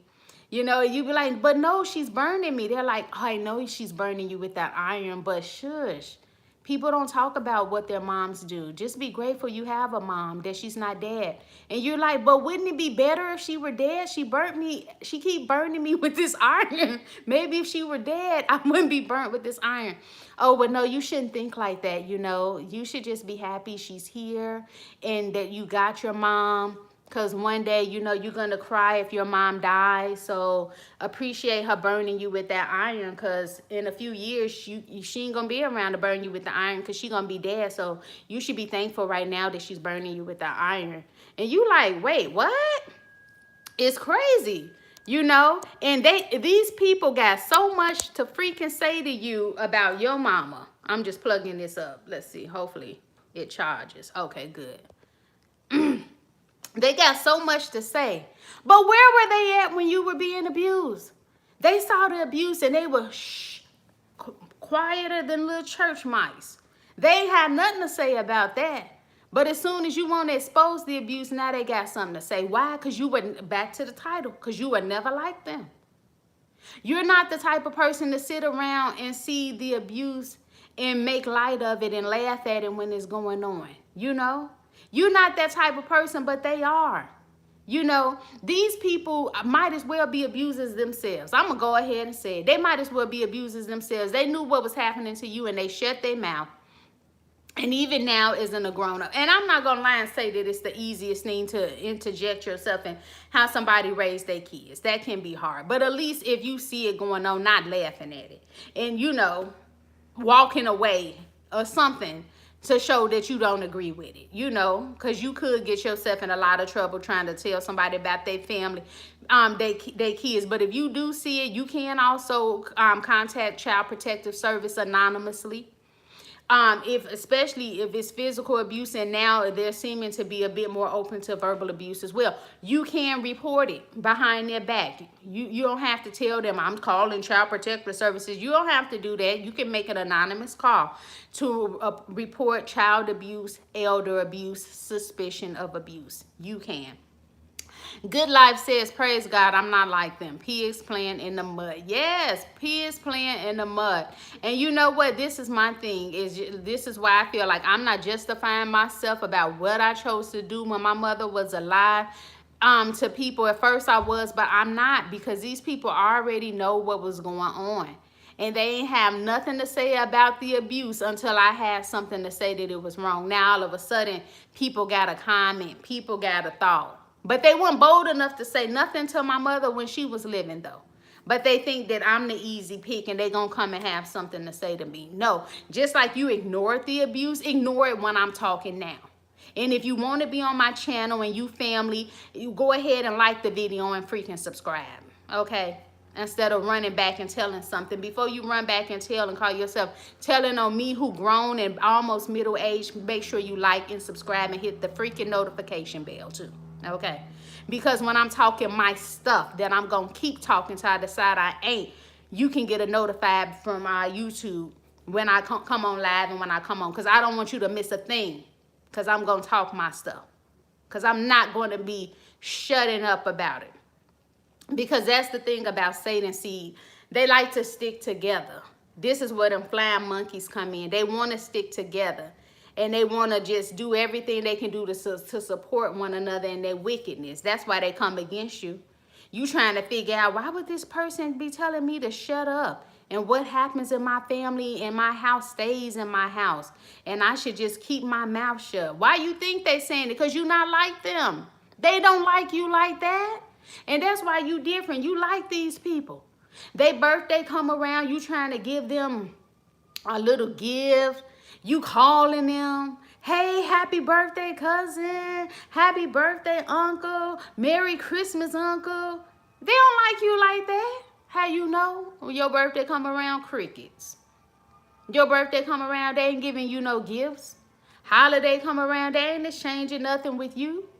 You see them on Facebook liking everybody other family stuff. They ain't liking nothing you do. You say something nice about their kid or something like that. You see, go back and see they liked all your other family members' responses. They ignore your responses. They just sitting on your page, lurking. Been there lurking for 10 years ever since you had your Facebook account. They never acknowledge nothing that you doing, you know. They ignore it. You just got married. They don't like. You see they saw the picture of your new marriage, your new kid. They don't hit the like button. You finally got your degree, your GED, whatever it is, you happy about it. They don't hit the like button because they're not like you. They knew you were different even from a little kid. They knew something was different about you. Even if you hear like some of these rappers or whoever it is, like I think it was a King Von song I was listening to the other day. I just found out about King Von not too long ago. I was trying not to be an old fuddy-duddy or whatever it's called and listen to some new music. Thank you, Pharaoh Said That. Go follow Pharaoh Said That on YouTube. You know, he gives good commentary, especially about the African-American community. And even if you're not African-American, if you like to listen to anything about what's going on in different countries over in Africa, and also if you want to eat better, becoming a vegetarian, a vegan, or just eating better, even if you're a meat eater, he talks about that kind of stuff. And I like him because he gives an older gentleman's perspective on some things, and it's really good to know about what was going on before I was here, born from somebody who actually lived through it. So Pharaoh Said That. But yeah, so I started listening to newer music because something he said about music. So I found King Von. So even though King Von is dead 2 years, rest in peace. But anyway, but he was saying something like he was a young kid and his mother could tell that he was different, knew something was special about him. And I just wonder, I wish I could take a poll on some of y'all other chosen ones, like, because I do feel like we got a different mission, you know, especially if you were in a household and not everybody was abused, but you were targeted. Like, some parents are just horrible and they abuse everybody in the household. You know, it could be because of drugs, alcohol, trauma, whatever. But sometimes, like, I know in my situation, not everybody was abused, and I was, you know, and that's why it used to make me feel like, why me? But when I look back on my life, like, I was different as a little child. Like, the kid going to, and this is not boasting on myself, you know, the little girl at 5 who can go into a beauty shop full of women and could hold the whole floor's attention. Like, I remember this lady was doing my hair, and they started talking about all my children. Girl, why they started talking about all my children? Everybody in there was listening to me. I was giving them the breakdown, or I couldn't remember. Is this One Life to Live on Erica Kane, on Vicky, on my thoughts about what was going on, who was sleeping with who cheated on who, and how they should have been doing this and this. And I remember the lady looked at my mother. She said, "She's 5?" And my mama said, "Yeah, she's 5." You know, and just like how, like, my mother would try to tell me that black women, you know, was the poster people for welfare, because my mother always had a good job. She worked at a steel mill. We weren't on welfare. We had a 3-story house, you know. It was still in Gary. It was still hood, but don't tell my mom it was hood. She didn't believe it. But you know what I'm saying? We, compared to a lot of people around me, my mother had made real good money. You know what I'm saying? And so she couldn't stand people on welfare, man. She despised them. So my mama despised people on welfare. I'm telling you. She talked bad about them, real bad. But she'd always be like, oh, the black people are the face of the welfare and black people are the problem of welfare. And I had read somewhere in this magazine that even though it was supposed, people wanted it to be believed that black women were the face of welfare, that more white people were on welfare than actually black people, you know, even though black woman was the face of welfare, but it didn't match up with who was getting most of the welfare benefits. And so she was telling me that, and I would like start cutting her off and be like, well, actually, that's not what the statistics show, you know, and that's just actually discrimination or racism that would make people think that. And she'd be like, no, it's not, because statistics. I'd be like, and then she would always tell me statistics. You know, the narcissists always want to be right. And I start saying, well, where'd you get those statistics? And what type of statistics were used? And what was the, I'd be like, what was the sample size on that and all that? Man, she would hate me. Because she stopped talking. You know, I never see, it's hard to get a narcissist to shut up. But then I started doing that, was able to shut her up sometime. You know, they don't like you. You ain't like them. They just want you to hang on to every word, and you sometimes, once you start getting a little bolder, you want to challenge some stuff like, is that statistics for real, or you just saying that? Because it sounds good to say it's statistics, but is it really statistics? And where can I find that magazine? And what was this study done? And what was the sample size? You know what I'm saying?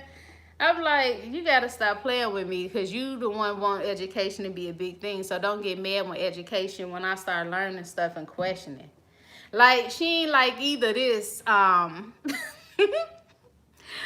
was at school. Was this biology? I don't remember. But they started telling us that in order for you to be a full, what is this? To be a full sister or a full sibling, you gotta have, I know that's not the right term, but you have to have the mom and the same mom and the same dad, you know? And I think I asked, because my mother was all, you know, had never taught me that. And I said, wait a minute, I got two sisters at home and we don't have the same father. And the teacher was like, yeah, you got to have the same mother and father to be a full sibling. If not, you're only half. So I go home wanting to share what I learned at school. Rightfully so, right? Yeah, y'all nod even if you don't agree. Yeah, rightfully so.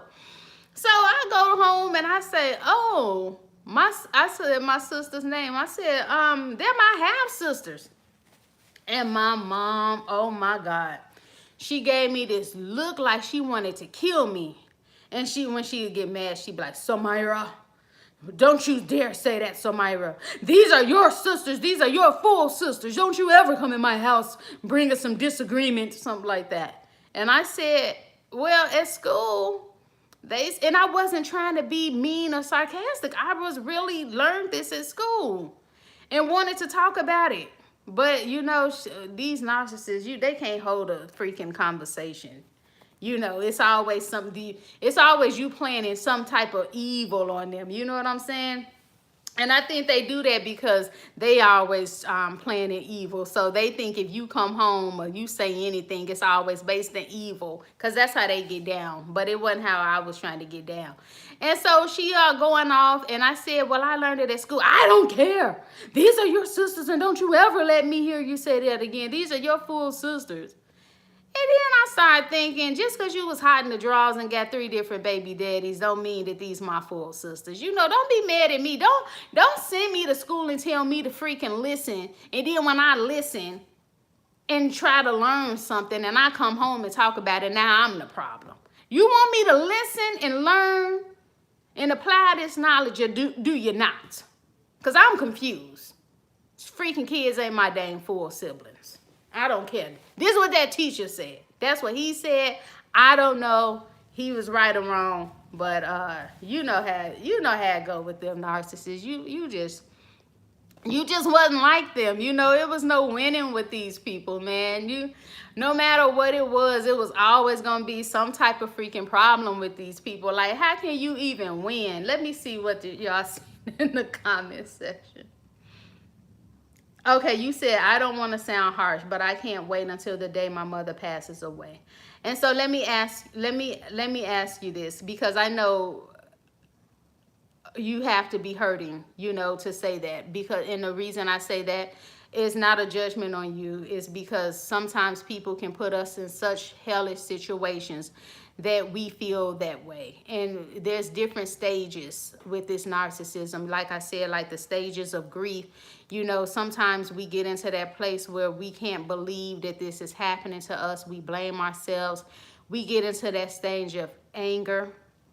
I think there's also a stage of acceptance where we accept that, yeah, this hellish thing happened to me, but I'm loving myself and I'm going to move on. So I don't know what stage you're on, but what I would ask is that if mom does pass away, in what way will your life be different? And I say that with all gentleness because, you know, even though my mom passed away, and I am a crying person, I didn't cry for my mom because for me, I had already came into the step of acceptance where I accepted that I was never going to get the love from my mother that I wanted. She was never going to be the mother that I wanted her to be because she didn't have the capacity to be that. Even though I believe she was a better mother to my sisters, it still came with manipulation and them having to hang on to her word and doing what she says, you know. So that's not even a genuine form of love. But she was, to me, better to them than she was to me.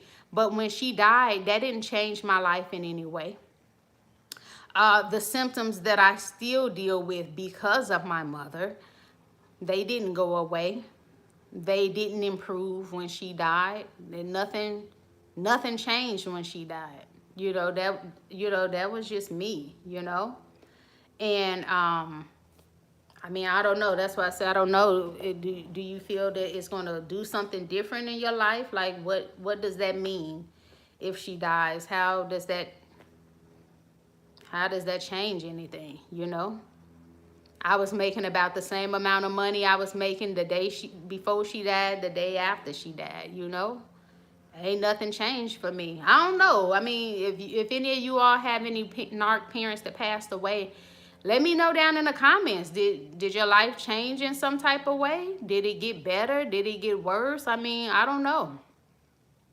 But even when she was here, and like I said, when I make these the videos here, I make it just so I can bring some comfort to other people, because I know you've been I don't know. I never know, like, what's the past tense of gaslight? Is it gaslit? Gaslighted? I don't know, but you know what I'm talking about.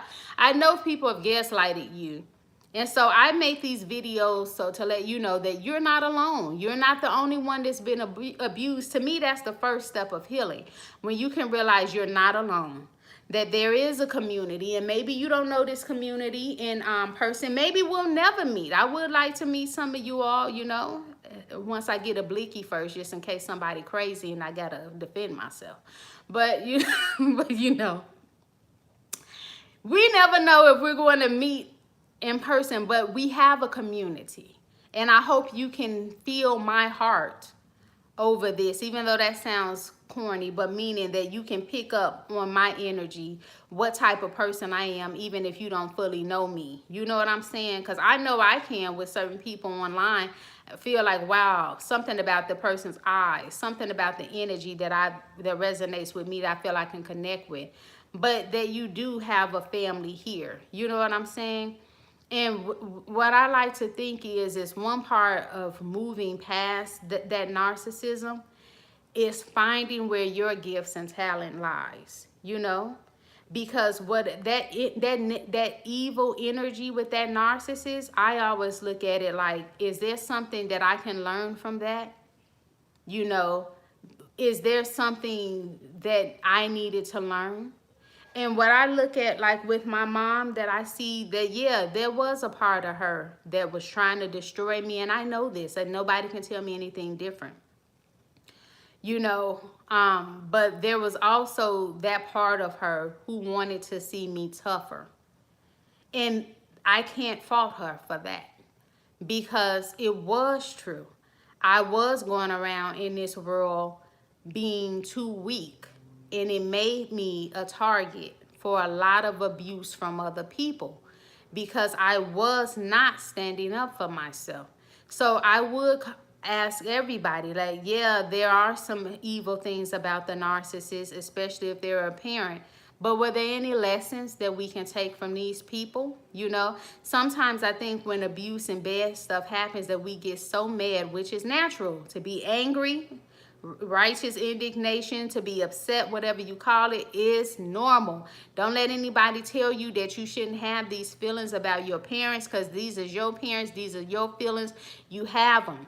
But at the end of the day, when you have them, don't just sit there in it. Even if you feeling sad or depressed, you know, acknowledge that feeling. Yeah, I'm feeling sad and depressed today, but guess what? I'm not about to stay in the bed all day, every day, and not go get my money. I'm not about to stay here and not do something to my hair, put on some makeup or do something. Yeah, I may not be feeling the best today, but guess what? I'm going to get up and I'm going to do life. I'm not going to shut down. Why? Because that narcissist, like I said, they're the seed of the evil one. They after their daddy of Satan, who came to only kill, steal, and destroy. And if you look at your life with any of these people, you will see in different ways they try to kill, steal, and destroy you in one way or another. This kill, even if it's not fully killing you, doing some stuff that could have made you lose your mind and make you kill your dang self in suicide. Destroying your reputation around other people, destroying your self-esteem, stealing actually from you, trying to take money from you, trying to make you feel that you need to take care of them and do stuff and get all your money, you know. Yeah, they piss me off too. They do all kind of stuff like that. But with that being said, sometimes there's a lesson in that I believe that God wants us to know sometimes. Like if we've been constantly victimized, also looking at ourselves, you know, because it's always easy to just point the finger at the narcissist. But what can I learn from myself? Like I said, I learned that I need to toughen up. Even when I was in my first preschool, you know, and this is why I say we not like them. It was this girl, and I consider her to be like my best friend. We like 4 and 5, man. I just love this little girl, you know. Always trying to play with her on the playground and all that kind of stuff. But this little girl, man, I don't know, she's a baby narc. Something was wrong with her. One minute she'll be my friend, next minute she'll smack me or something. My mother had to come up to the school, and this was before it got bad at home. I was still an only child. And my mom would see me, my mom had to come up there. You know, my mom was like, Samyra, don't let her hit you. You better pop that heifer back, you know, something like that. And I ain't come up from that time where you go tell the school. It was you freaking pop them back. Don't you start no fights, but you better not lose none. You know, and my mom was trying to instill that in me then, but it was part of me just wanted to keep going back. And then looking over my life, I've been like that with narcissists even older, taking too much abuse, seeing who they are the first and second time, not believing it and going back for more and more abuse. And my mom's like, no, you can't do that. You're going to just teach her she can keep doing it. But I would keep being friends with the little girl. My mama come pick me up and she see me walking with the little girl. And she like, oh, man, Samyra. And I can't fault her for that, you know. But then eventually my mother became the bully, you know. But what it was showing me is that if you have a pattern of people abusing you, friends, you being abused at work, it's because maybe you are being too nice. And this is why I say you're not like them, because you want to come into this world and do some good things and be very kind. But unfortunately, because you got two seeds, God sees, Satan sees, you can't be that way until you identify who people are. If you always starting off too nice, people gonna take advantage of you. And you may be like, well, Samyra, I just want to be my true self, and I just want to give compliments, and I just want to help people the best way. Yeah, but you can do that, but understand it's gonna come some consequences with that. I keep trying to not let my bra show, but apparently it just want to keep being shown. And what can I do? I think I'll see. Oh well. So yeah, you want to do that. You want to be the person bringing muffins at the job and baking for them at the job. But then guess what's going to happen? They're going to turn around and be entitled, thinking you should bake for them for free. I know that because I bake. I'm a real good baker, and people try that. And, you know, I'm like, I ain't doing that. I used to do it. People would be trying to get you to bake for free. Baby, I ain't baking for free. People pay for my baking. You better know. I ain't baking for free. You better go on somewhere. You know? And just like even at church, you not like everybody at church. She is at HG Osborne. Thank you for coming in. What's up? She is absolutely, I got to read it from the computer. Let's see. She is absolutely right. Some people deserve absolutely nothing from you. Give them no energy. Right. You are right. But yeah, like even at church, when I first really started baking, I was doing pound cakes. Because before that, I had never made pound cake. So I was trying to learn the pound cake. I made like 2 pound cakes. And then I was like, yes, I had, and somebody I knew gave me her mother's recipe on pound cakes. Man, the pound cakes was good. I'm talking about that kind of pound cake. They got that thick layer crust. If you know, you know. It got that thick layer crust on the top too. Man, when you cut that sucker, you got that crust. Y'all better stop playing with me. I can't even eat it now because I got this gluten intolerance. Man, I get some dang pound cake and eat it. I'll be itching like I couldn't even do a live, y'all. I'll be in here itching on my head and that thing. I can't even have it. Thank God. The good thing though, I know I'm off track, but so what? Good thing about Los Angeles though, you got so many health food places out here. I can go to Sprouts, I can go to Trader Joe's, I can get me something that's gluten-free and tastes good. You know, back in the day, some of that stuff used to be nasty, but it's good now and dairy-free because I got a dairy allergy too. Is it just me? The older I got, the more freaking allergies. You know, the only thing my body be liking is freaking celery and lettuce. And I'd be trying to force it to eat stuff it don't like, and that don't be good at all. But back to what I was saying. Dang, what I was saying. Oh, yeah. But, yeah, if you trying to be good to these dang on people, and they just don't, you know, they don't want it. I had to learn to stand up to that little girl, and I never did. And it became the same way like at work. I mean, at church. Oh, I was talking about at church. So I perfected these dang on pound cakes, right? And so the lady who I used to talk to at church, she was like, I made one like for an event we had. And people were talking about who made this pound cake? Who made this pound cake? Oh my God, it's so good. You know, I'm all like, oh, thank you. And so the lady looks at me and say, oh, can you make me a pound cake? I said, sure. I told her how much. And she says, you're not gonna make it for free? I said, why would I make you a pound cake for free when you gotta pay for all the ingredients and all that kind of stuff, and I'm bringing it to you and all that? I'm like, why would I make you a pound cake for free? She said, because you said you wanted to learn how to perfect it, so I thought you were gonna like make one for free so you can, you know, since you still learning. I said, you just saw that everybody in here was raving about my pound cake, so obviously it's perfected now. So I said, if you want one, I'll charge you. And she never got one because she just wanted one free.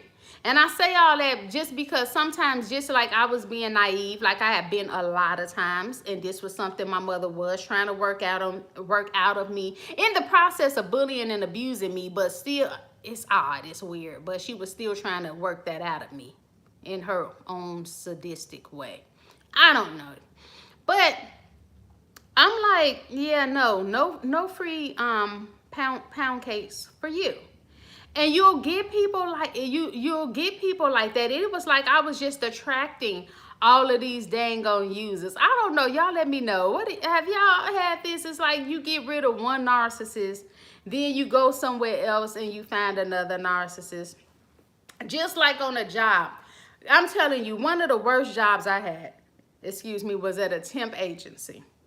I had the horrible pleasure of working with 3 narcs at the same freaking time. I'm telling you, I lasted there a good 4 months and I was out the door. People I knew from this church was telling me, oh, Samyra, don't you like that job? Don't let them run you off. You know, ignore, fight back. And I tried that for a while. I'm like, look, I'm not standing up under no dang 3 narcissists.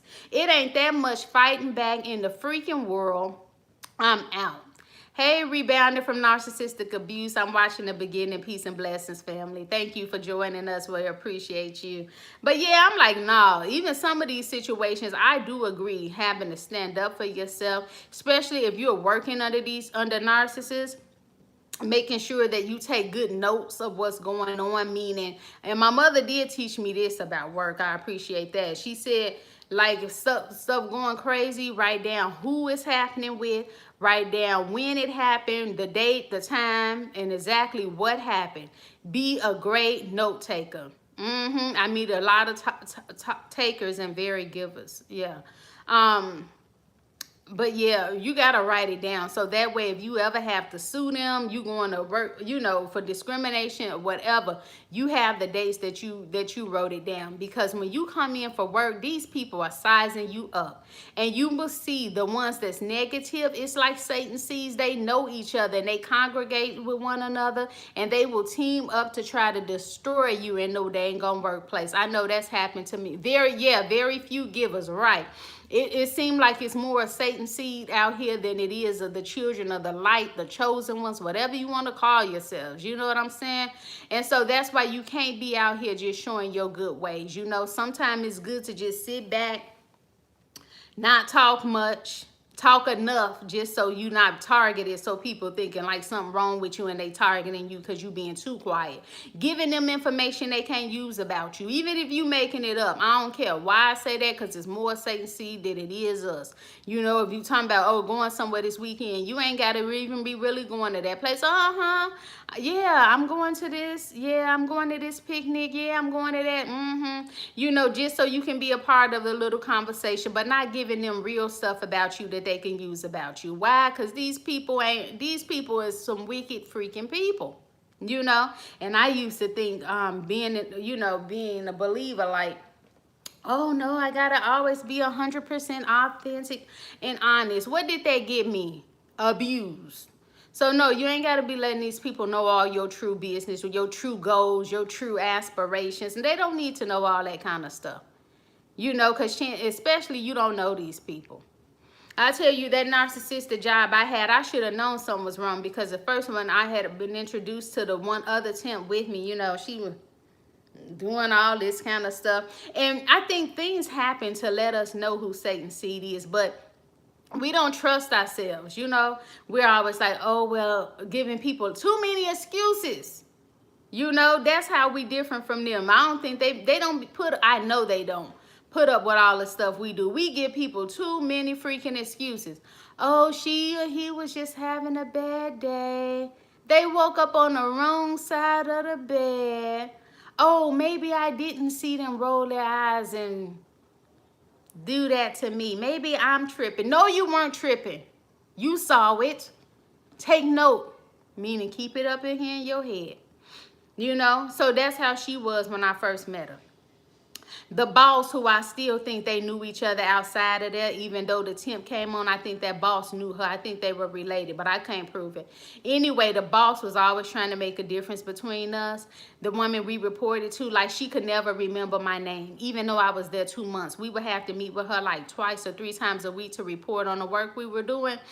And for like our meeting, she would act like she don't know my name. She'd look at me and be like, what's your name again? What's your name? Who? I can just never remember your name. Girl, tell me your name again. You know, all this kind of crazy stuff.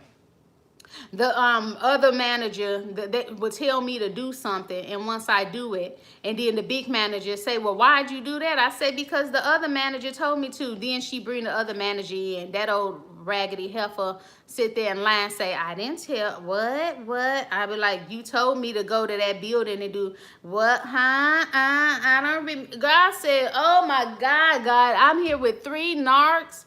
And then as soon as the big boss will lead the woman, the second one be like, oh yeah, I told you to do it. I'm like, well, why you didn't say that when she was in here? You know, all these freaking mind games. The other temp, I had to share an office with her. Imagine sharing an office with a narc. She playing the silent games, don't want to talk. You know, going back and telling the other boss lies about me that I won't pick up my phone. This ain't even the company phone. She calling me for something. I won't pick up my phone. I'm making her do all the work. It got so bad. You know, I would give her a different name every time. Oh, okay. It got so bad when we were, oh yeah, that boss, I should have started calling her the wrong names. But yeah, she always look at you like, you know, some of these narc females, I don't know what it is. They always got this permanent pissed off look on the face. And I hate to be mean, but she was a narc and mean to me. She's already ugly. I'm going to say it. She was already ugly. And she's sitting there with this I don't know, this permanent pissed off look on her face. You know, I'm like, what the? You already funny looking, and why you up there doing your face like that? You know, they just don't like people. And then she bring me to the office. This is how I knew I wasn't like them. All I was doing was freaking doing my work, y'all. All I was doing. Walking around on Skid Row downtown with rats, mice, disease, and homeless people. They ain't give me no stun gun. They ain't give me no weapon. I ain't got no blicky, nothing. And I'm walking around. First, it was me and the other narc together going to all the hotels. Then they figured that it would be better to split us up to send us to the hotels, because these were where like formerly homeless people use, and we were helping them get money because they were going to be kicked out of their places, and we were helping them get money that had been made available by the city and letting them know about it. So we would sign them up for money so they wouldn't lose the hotels that had been converted into apartments for them. They split us up, man. First I was scared, but now I was like, you know what, man? I'm not about to be scared. I'm about to walk down here with confidence. So I eventually got me some mace. But it was like a scary place, because I'm going to tell you, one day this man tried to hit me, dude. I ain't lying. It was daylight. I had just come out of one of them hotels from signing people up, right? For the rent arrears, something like that it's called. And I'm walking down the street, and he caught me lacking. You know, I've been listening to drill music, so I'm using new terms. He caught me lacking. So I had put my head down for a second to look at something, and I lifted up. He coming to me like, but real close, and he doing like this. And thank God I had no lie. I had this in my hand, and it just came to me to throw it up, and he hit that, and I kept walking and nothing. I ain't even report it, dude. It was like, you know, I couldn't point him out in the freaking lineup. I mean, what was I gonna say? I was just like, thankful God was still with me. I would just put it just instant, and he hit it, and then I kept going, he kept going, and that was it. But he was doing it hard. He got, you know, and I'm like, right back, boo. Kept on going. But yeah, but I was being put in some dangerous situations down there. I don't know how many rats I seen, man. Even a police station down there where I worked at, it had rats running all around the outside of it. I bet it was flooded with rats inside. But I'm saying all that, you be going through some hellish situation for some of these narc bosses, and they don't appreciate it. She always calling me, and I had never worked, I've had a micromanager before, but I had never been micromanaged to this portion where she want to know where you at every minute. Like, she kept taking time off from work and wasn't at work, and then she would call somebody to ask like where I'm at. And you know, you get a bathroom break, you get a lunch break, you get 2 10-minute breaks in 8 hours or something, 8.5 hours in California. You get 2 10-minute breaks, and you get your half hour. Like, I don't know where the heck I was at, like on my lunch or something, and she'll call and be like, oh, I called so-and-so, and they said they didn't see you. Where were you at? And where was I at what, 3 days ago? At what time? I don't know what day. It was the day that was raining. You know, it hardly rained here, but it rained one of them times. I'm like, what? Where you be? I'm like, look, I've done all my work. I don't know. Was I in the restroom? I'm like, this is you asking me something happened a week ago where I was at. So we would have to start writing emails to her, noting what we had done the whole day. It was just crazy. And finally, I said I had to get out of there. Yeah, narc bosses are grossly unfair. And so when she finally, and I agree, when I finally had to start writing up where I was at, she said that it was somebody else within the agency wanted to know what me and the other temp were doing. We both have to do it. And so when I started writing it up, she had finally said to me, oh, now I see what you do. She was like, the other one does blah, blah, blah, and you do this. And I'm like, yeah, I've been telling you that. But before that, she kept asking me, like, what do you do here? Do you like it here? And I said, how come you ask if I like it here? I said, I said, you're my supervisor, and I would feel more better with you telling me about your satisfaction with my job, you know? Keep asking me all these dumb questions, trying to bait me. I knew what she was doing. These people crazy. Let me see. You says, I be feeling suicidal all the day. Only reason why I haven't done it yet is because I don't have a gun. My mother put me in this position to look at life the way I do. And what I would say to you is that I'm sorry that you had the mother that you had and that you were treated the way that you were treated. My heart goes out to you. And if you are, what I would say to you is this, is that I would totally suggest that if you feel that you're going to commit suicide, if you do get a gun or whatever way, is that you call your nearest hospital, or that you also call 911, because there is services available to you, and that what your mother did does not have to define your life. And what I can say is that I'm sure it does hurt. And these symptoms of the depression, please do not blame yourself, because it is a effect of dealing with child abuse, depression, anxiety, and the PTSD. So even the suicide is not your fault. So please make sure that you do call someone, 911, your nearest hospital. And I hope that there's somebody in your family that you can talk to about these feelings. I hope that there's also somebody, your community, if you're in school or college, that you can talk to. And if you remember that I said that sometimes there's free counseling available as well that you can talk to in your city. If you have Medi-Cal, Medicaid, Social Security, you can call 211 in your city to also get free services, you know. And then you also have my email address. If you're feeling suicidal as well, if you want, you can leave me your phone number and your address. And if you don't want to call 911 for you, you can send me an email and I'll do that. But also please call 911 yourself, because it may be a day or so before I see the email. But if I have your information and you're feeling that way, I'll call 911 for you so someone can come get you some help. And I thank you for being honest, because it's not always honest to talk about those feelings. And this is another reason, why I do what I do. And what I'm going to let you know, and I'm going to do this just for you as well. Send me an email if you want. I know I keep pronouncing your name wrong, Torin. TellSamyra123@gmail, and I'm going to give you a free session. So I can talk with you. I normally don't give free sessions, but I'm going to consider this a free session for you. So TellSamyra123@gmail, and I'll do a free session with you. We'll come up with a date and time, and I'm Los Angeles Pacific time, and let's try to talk and see if I can just be a support. That's if you want to. Yeah. So I think we can definitely do that.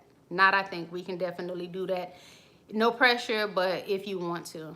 So, and you can feel free also to ask me any more questions about that. But that's what I do, is especially like at work or anytime like that, just letting people know what your options are. Because what I look at it like this, that life can be hard, and I know and I know life is beautiful, but when you're dealing with those demons, it clouds your judgment. You can't see the beauty of life. It does cloud your judgment when you're in the thick of it. Put your email in the chat. Okay, I'm doing that now. Oh.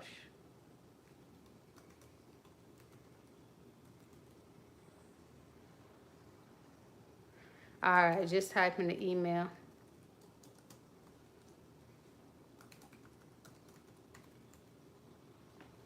Okay.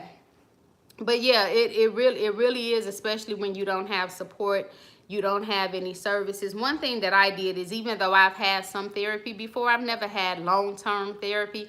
I've had different therapists at different periods of my life when I felt like I needed that extra support. But something that's been helpful for me is reading books. What is that? Fiction books is good, like if you just want to do something for relaxation, is good. But I also do non-fiction books. Like, I'm a big fan, and y'all will always hear me talking about Robert Greene, because books like this help me as far as like mental health, learning the games people play, how I can avoid being taken advantage of, because a lot of my problems stem from being taken advantage of, and I didn't know game when it was all in my face. So reading books like that, I even listen to things like, I constantly talk about the 48 Laws of Power. I listen to it on audiobook over and over again because it helps me be more aware so I'm nobody's victim. Listen, there's Iyanla Van Zant has books available. There's other self-help books, you know, and sometimes people come down on self-help books, but a lot of them have been a help to me, you know. How to make friends and influence people, finding different books and getting a few from the library. If you like them, you know if it resonates with you. If not, then go to the next self-help book. Those books like that, and certain YouTubers have helped, you know, on narcissism. You all know them. Lisa A. Romano, Dr. Who else? Yeah, it's a lot of them. Spiritual whistleblower. There are people like that who are further along in their healing. I like to used to listen to those people so I can learn, get strength on how to overcome. And one thing I know is that we have to be patient with ourselves because the healing doesn't come overnight. I used to get mad at myself because I wanted to be healed like that. But the trauma and the abuse was over 20-something years of my life, literally really up into 30-something. I was dealing with that. And so you're not going to be healed overnight. It's like an onion. A pastor told me with healing works like an onion. You know, the onion got several layers. You peel back one layer and you think you're at the heart of the onion, but you're not. You have to keep peeling another layer and you're like, oh, okay, now I'm almost healed. No, but there's another layer. And that's how it is like we're dealing with child abuse and narcissistic abuse. You know, you're going to constantly get a little healing, then you're going to learn some more about yourself and like, wow, I'm still not where I want to be. You know, I've been working on myself since I was in my 20s. You didn't get the email in the chat? Okay, I typed it in. I'll type it in again. Let's see.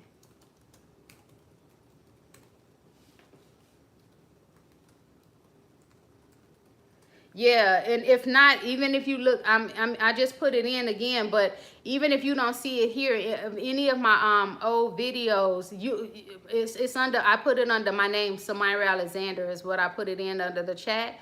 So it's just the name, my channel name, TellSamyra123@gmail. So maybe you can write it down too.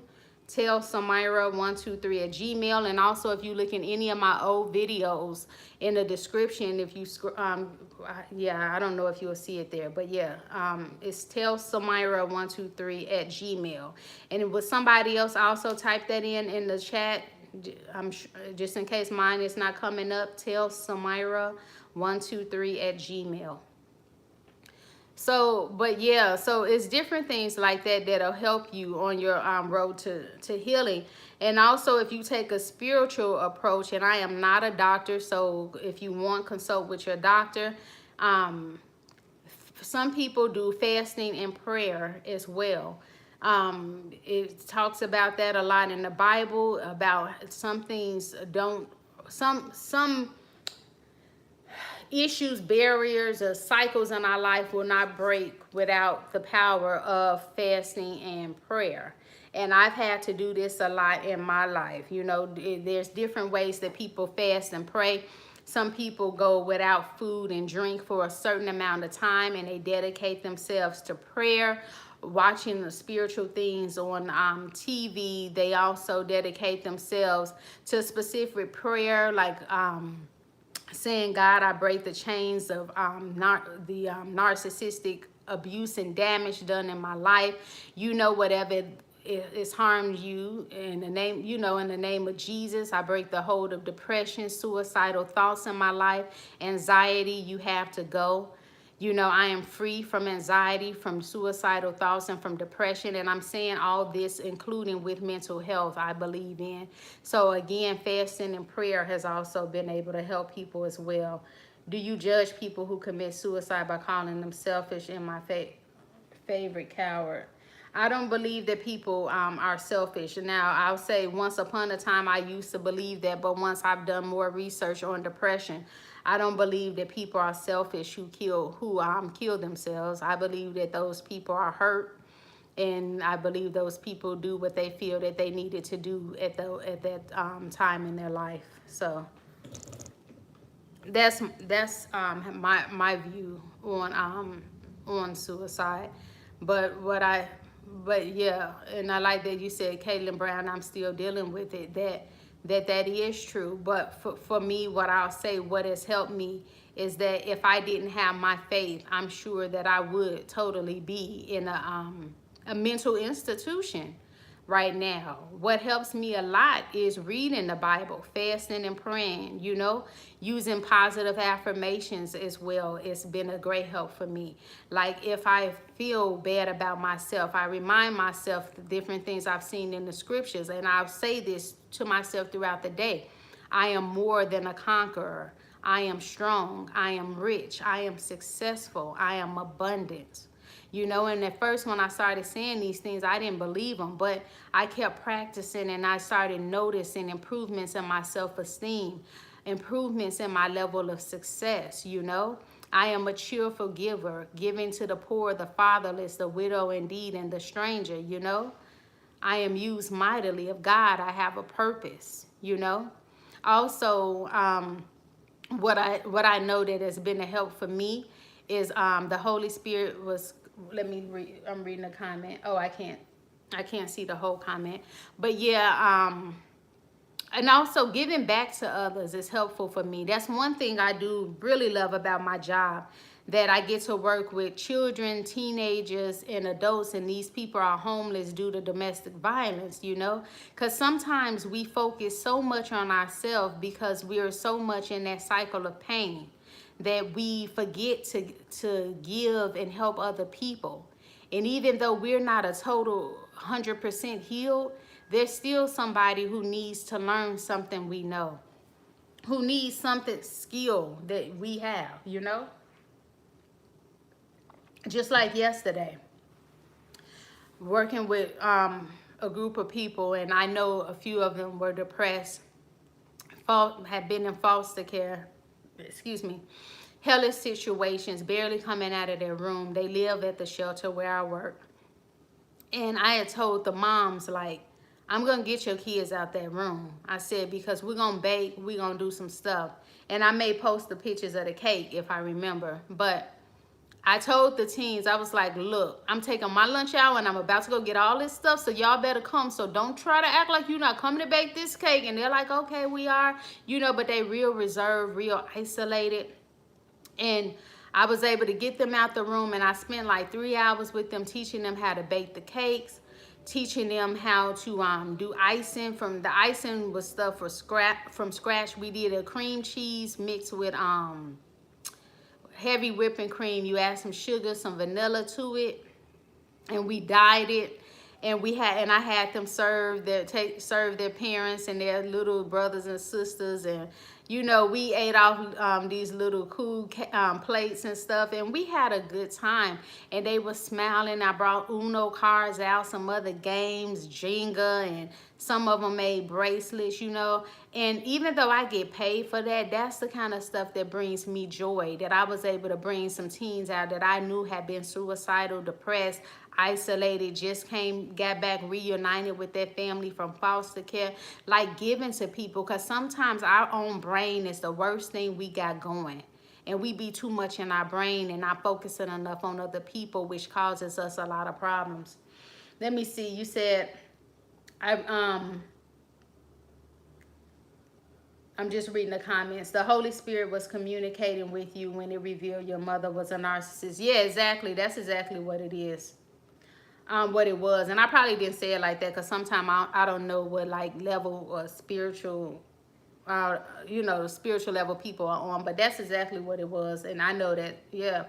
I remember back in 2017 when I was 22, I went into a mental hospital for 3 weeks. Then when came back home, my mother said out of her own mouth, saying, I'm scared to be around you, as if I'm crazy or something. Well, the thing is, you didn't get like how you got for no reason. You know what I'm saying? Nobody, I don't think any child was born, little kid was born and was suicidal. Something happened to you. you know, and just because you're dealing with depression doesn't make you crazy. I've been depressed before. I've suffered from anxiety my whole life. I used to peel all the skin like off my fingers here when I first started narcissism, when my mother first started showing me she was a narcissist. You know, I'll say it like that.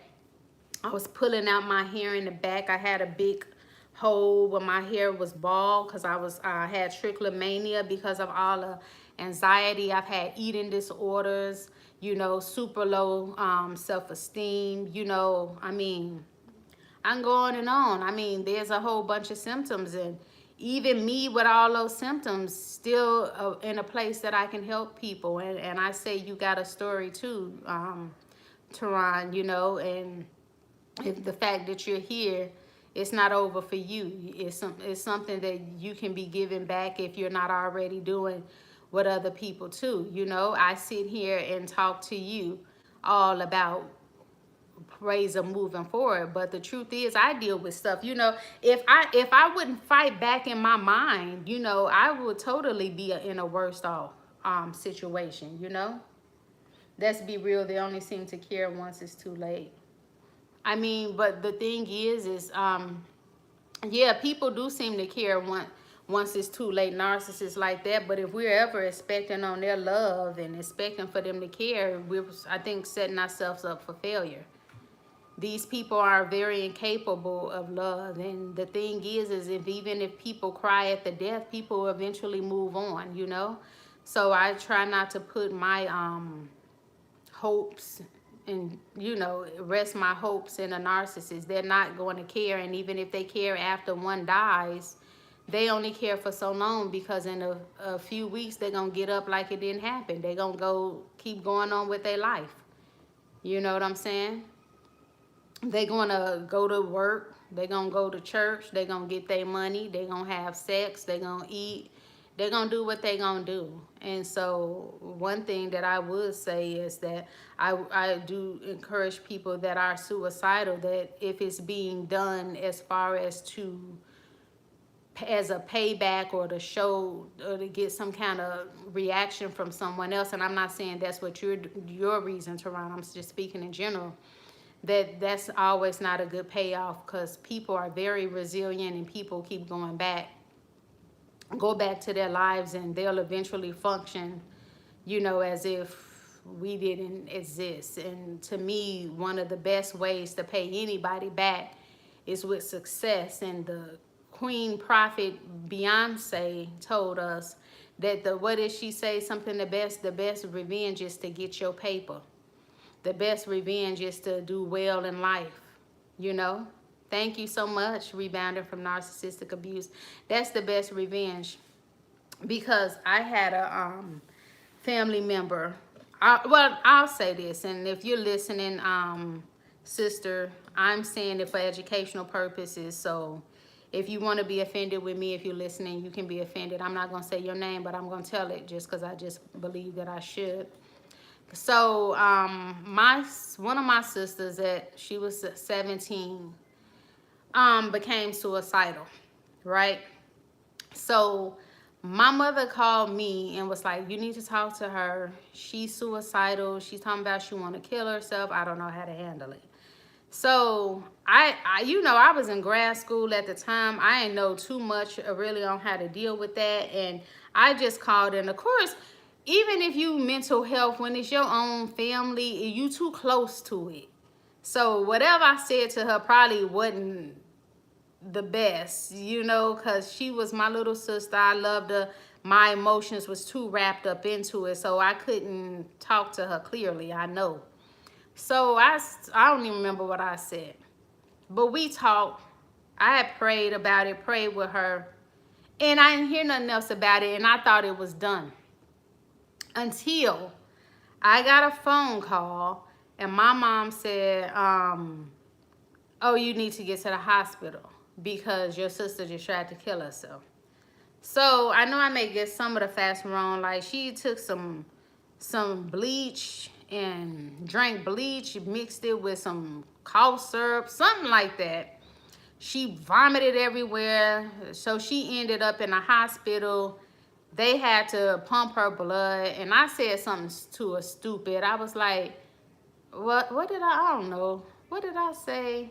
I was like trying to bargain with her or something, like, hey, don't do it, you know, if you need some money, I'll give you some money. You know, like I said, I was stupid. I didn't know what to say. Like, I was scared, and just some stupid stuff I said. So she's like, oh, so you're trying to bribe me? You know, her eyes was different too. This is how I know this is a spiritual thing, man. Her eyes was different. She was like gone. It was different. And so they pumped her stomach. We had to talk her into it, so she let them pump her stomach.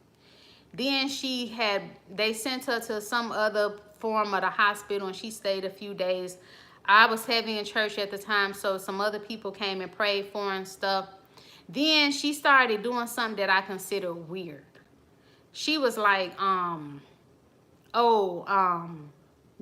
she kept asking about her friend.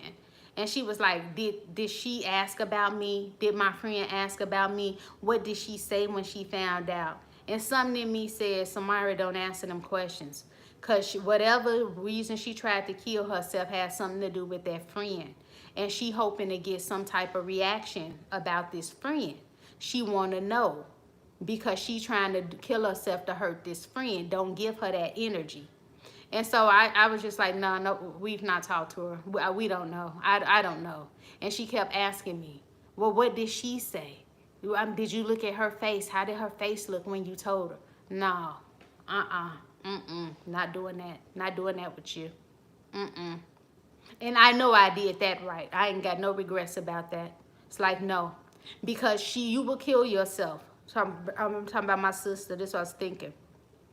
And your friend who you trying to hurt will move on with her life, and you will just be a sad story that people talk about every now and again if they remember you.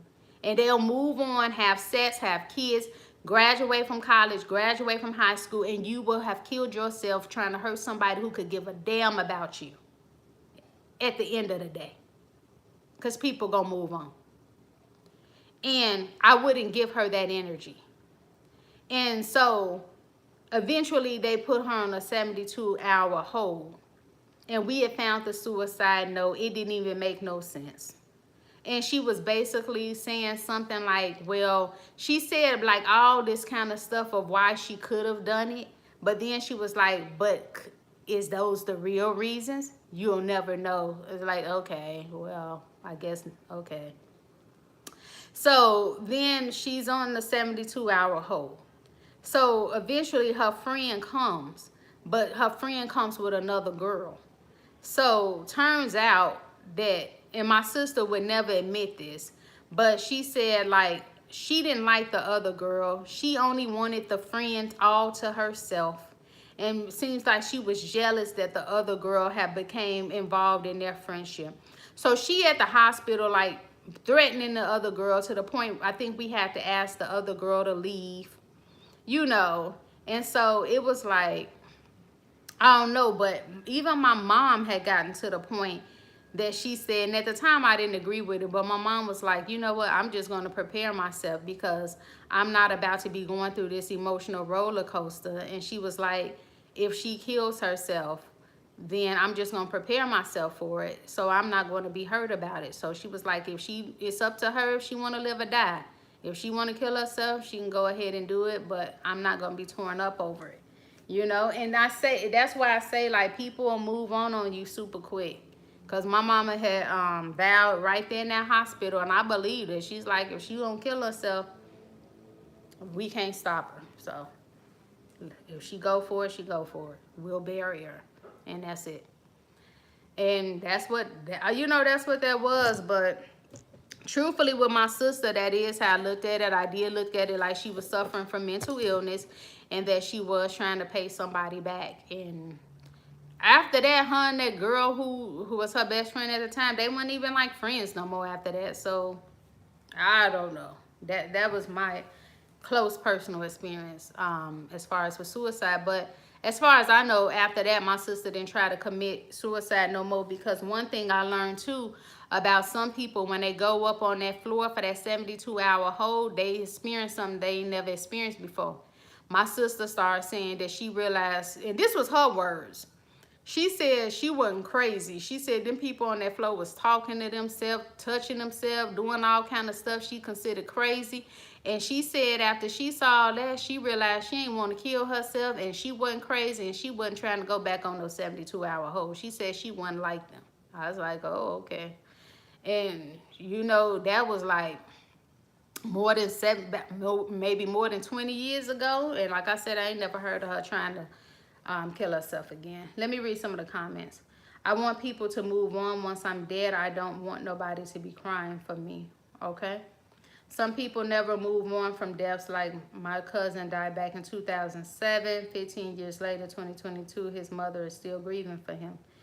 Yeah, you know, I hear what you're saying about not wanting people to grieve for you, but just in my experience, people grieve how they're going to grieve, and sometimes people don't know how they're going to grieve until it happens to somebody. You know, unfortunately, there's a woman that I know who from another city where I used to live in, and her son was doing a lot of fast living, a lot of drinking, drugging, and he died. And unfortunately, it was sad. I feel bad for his mom, because even though he was living like that, mom, it tore her up. She ain't been the same since. You know, lost her business. She had a thriving business, was doing all kind of stuff in the community, and she did it. And I was like, wow, her son was just out here and died hecka early, and she to this day is like not herself, you know. Even she was trying to get some money to buy something for a loved one, and she used to like was real. I used to do a lot of business with her, you know, and she's real nice, and I wanted to help her. And so I was like, send me your Cash App. Like, she ain't got a Cash App. She ain't got no PayPal. Then I was like, well, send me what you want from Amazon. She couldn't go to Amazon and get nothing right. She was going through the UK sites. I'm like, can you not find it from the US? I mean, and I know this is because her mind don't work right. You know what I'm saying? The old her would have had a Cash App, some type of PayPal, Zelle, know how to use Amazon, something. But that death just like totally rocked her. And I was just, I mean, what can you do? I don't know. Angela says, Tehran, life is very much worth living. Get the toxic family and other people out of your life, you know.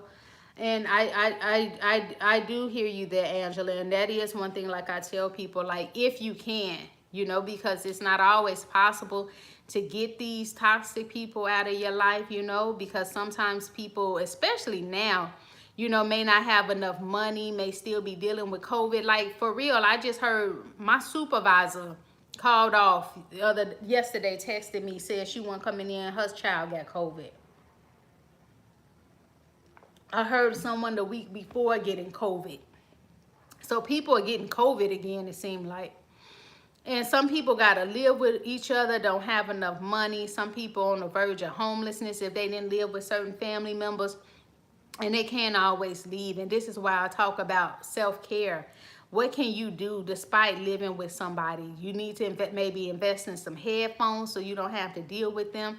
Keep your head stuck in the book. Keep your head with them earphones on, watching my YouTube videos, Spiritual Whistleblower, anybody who can help you. You know what your problem is. You know, Google it or look it up on YouTube, how to deal with depression, suicidal thoughts, how to deal with low self-esteem. Whatever problem you got, is something, an answer available online, you know. But if you focusing, and this is just to anyone, if we're constantly focusing on the problems, that's what we're going to have. And that's why I do encourage, I don't know if I know I said this on a video before, using thought stopping.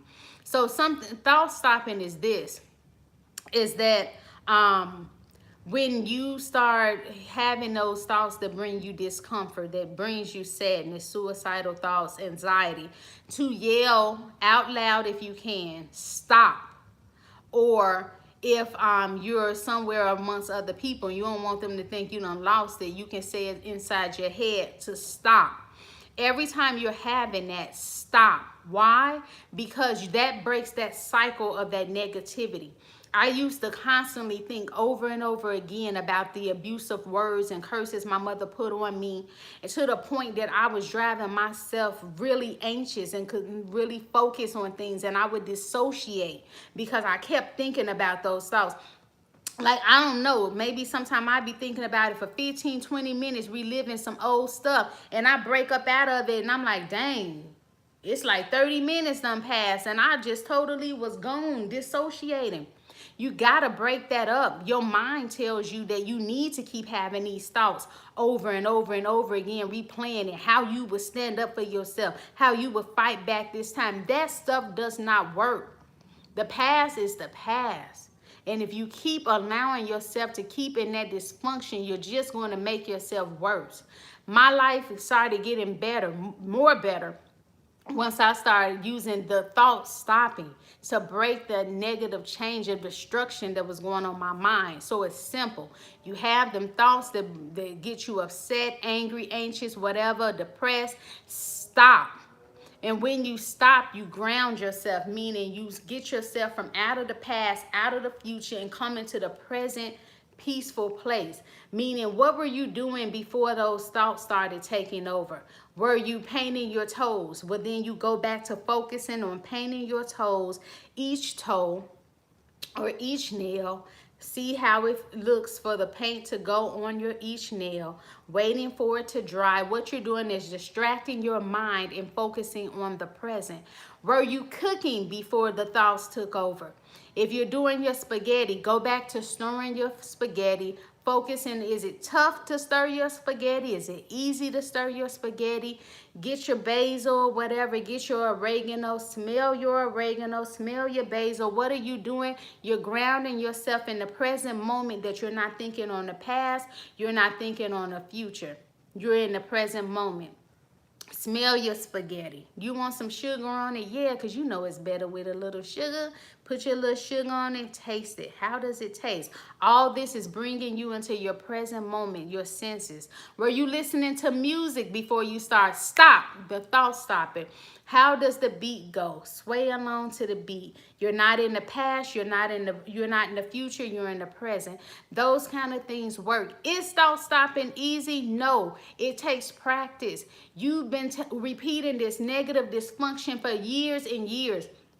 In order for thought stopping to work, you have to practice it on a regular basis so you can begin to break that negativity that's going on in your mind. Let me plug up my computer. Give me 1 second, y'all. But yeah, I tell clients all the time that, and people who actually practice the thought stopping let me know that it works. The only people who ever say thought stopping does not work is the ones who think that they're going to try a technique 1 or 2 times and thinking it's supposed to work like magic. No, you have to do it. How do I know? It's not just something I gave to my clients. It's how I broke the negativity from myself.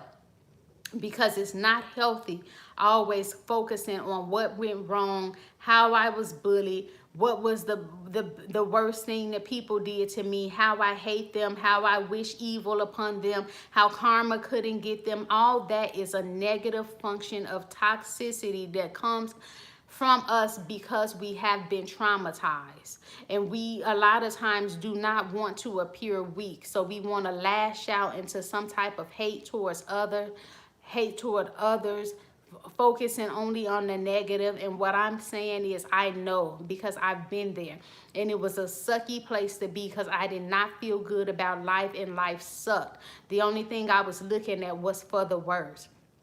Things that started helping me was journaling, also writing down what the positive things were happening in my life, you know, writing down the things that I was grateful for instead of being ungrateful for. And like I said, helping other people, serving at homeless shelters, at different stuff like that, you know, volunteering with kids, you know, there. And let me know, what have you done?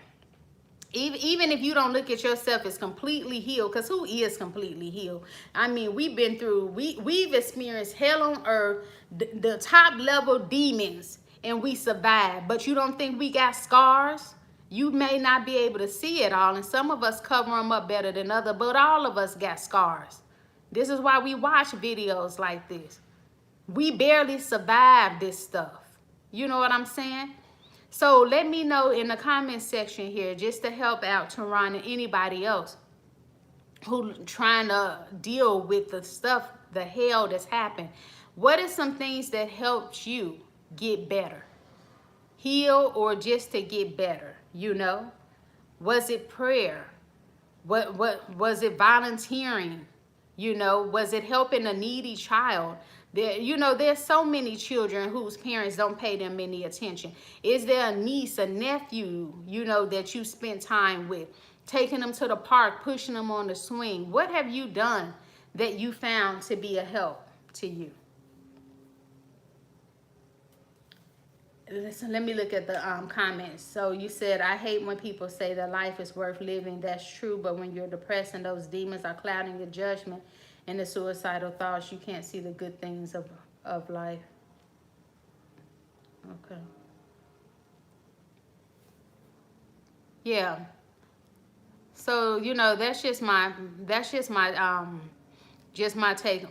on that, because my look at it is that the curses that was put on us, yes, I know, Teron, the demons almost caused me to take my life. I got help. Yeah. And what did you find useful about the help? Like, was it some type of spiritual counselor, Angela? Was it mental health? Like, what did you do to get help? Like, some people use drama therapy, art therapy. There's different forms of therapy, of ways that a person can get help. I mean, I'm sure possibly everybody in here has probably had counseling. Like I said, I've had a few counselors, because some ain't like. I think I told y'all that story maybe that one time that I had that narc counselor. I think I don't know. I had been telling her, I'll tell that one, because I think my phone died when I was trying to tell it on the last live. I got this therapist, and to me, she was real cool, you know. I was talking to her. She would even talk to me more like, what is it, mind, body stuff. I was telling her, she had told me about some Ayurvedic herbs to get, like, for digestion and stuff, and was talking about the importance of going out in the sunlight, you know, going for walks, you know, all that stuff helped. And, you know, and she was like, oh, you need to go out more, you know, you don't do a lot, and which is true. And so, you know, I went somewhere to this bar that was down the street from the therapist. You know, I was trying to be a model client, you know. So she was telling me stuff. I was like, she'd be like, you should get this book. As soon as I leave, I ordered off Amazon. I ordered the herbs off that site she gave me. You know, I went out more, was walking, and I come back and tell her, you know. And then one day she had suggested something to me, and I was thinking, so I was like, and she was like, you know what, you always do that. I'm like, always do what? She's like, you like scrunch up your face, and when I give you a suggestion and I feel like you don't do anything I suggest.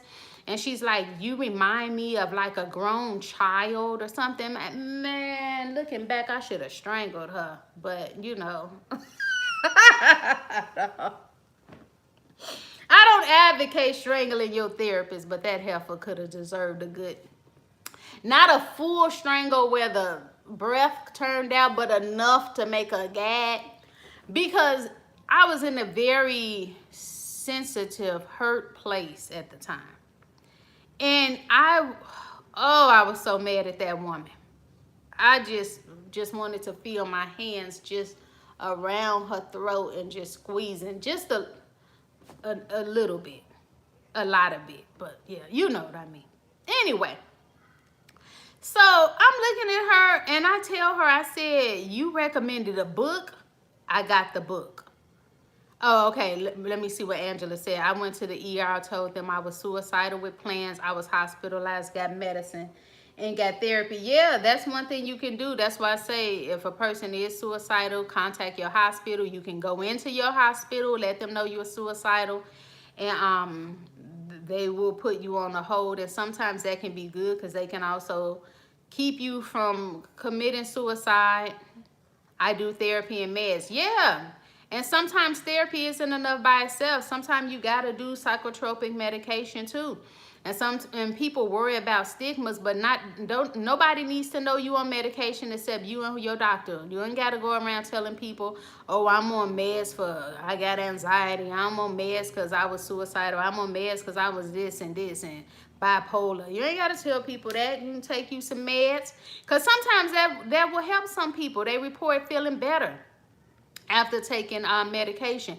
And that don't mean the person is crazy, something wrong with you. Like I said, it was something wrong with the abuse that people suffer. And because of the abuse, you may need some pills to help you get through. Some people may use weed to help them relax. That's why I used to be very judgmental of like people who smoke weed, even though I smoked weed in the past before.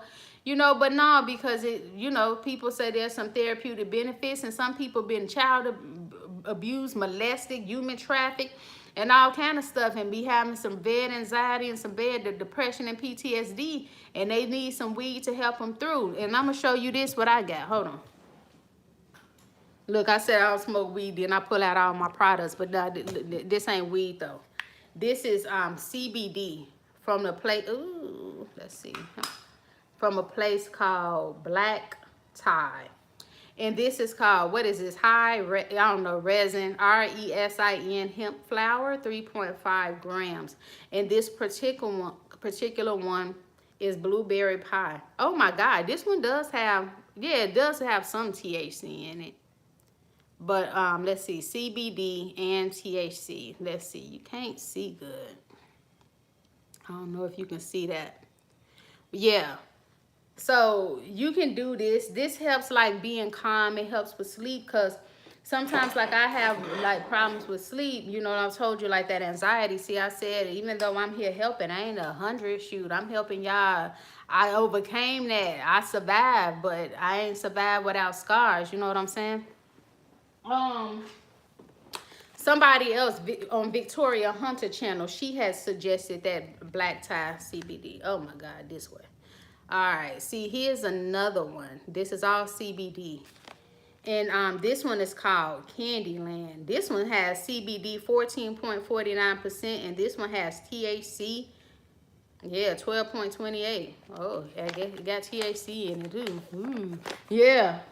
And this is a bong, see?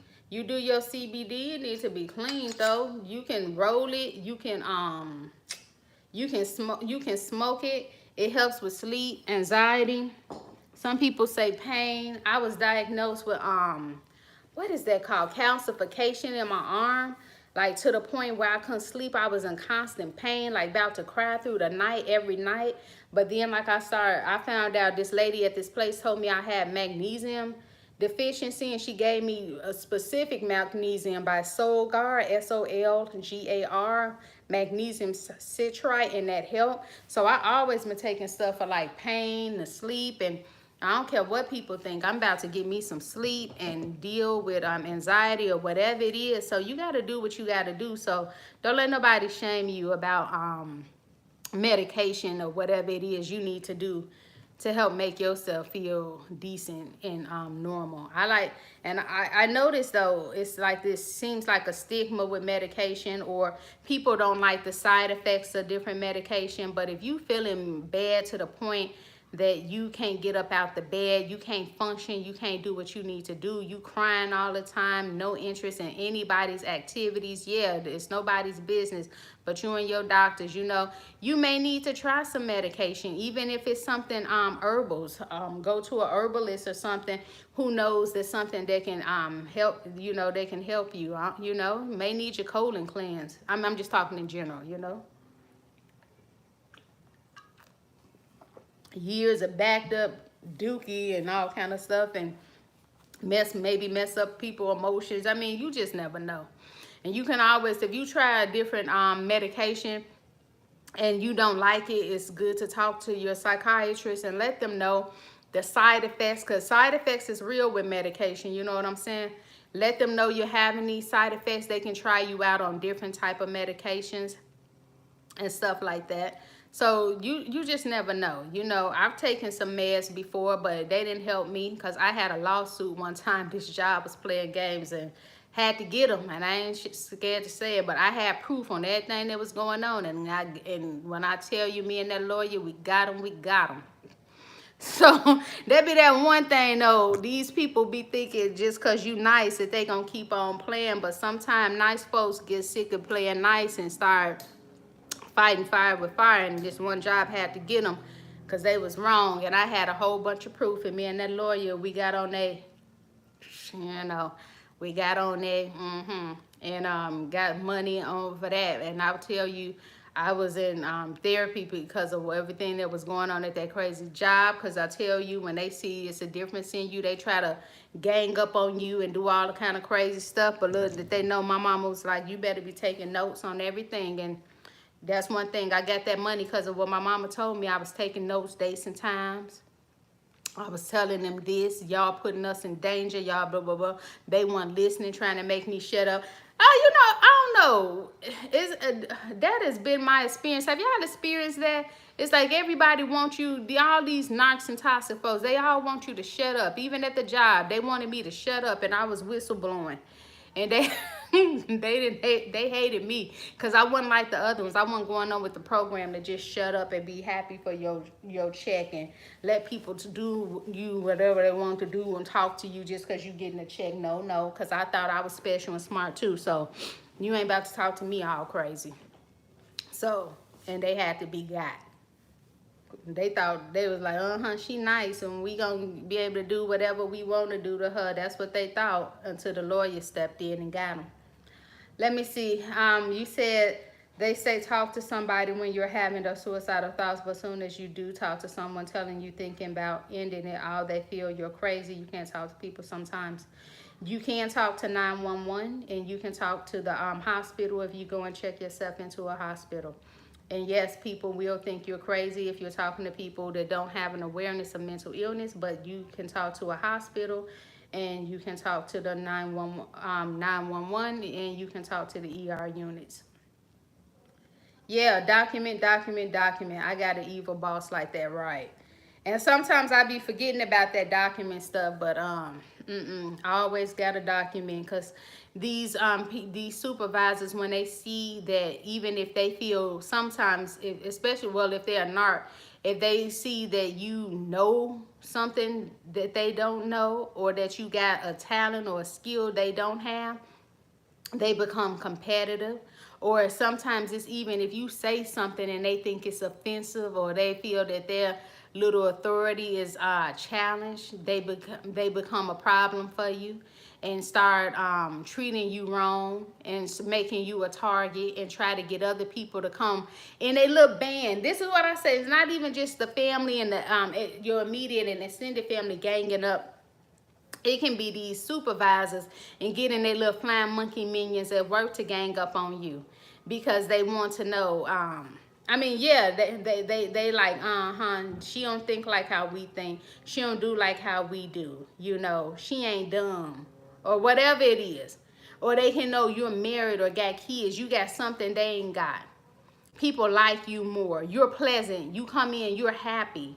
You actually want to do your work and not slacking off it like everybody else in the break room. People will target you for that. You come in with a name brand purse. Somebody mad because they ain't got the purse you got, and they want your purse, you know.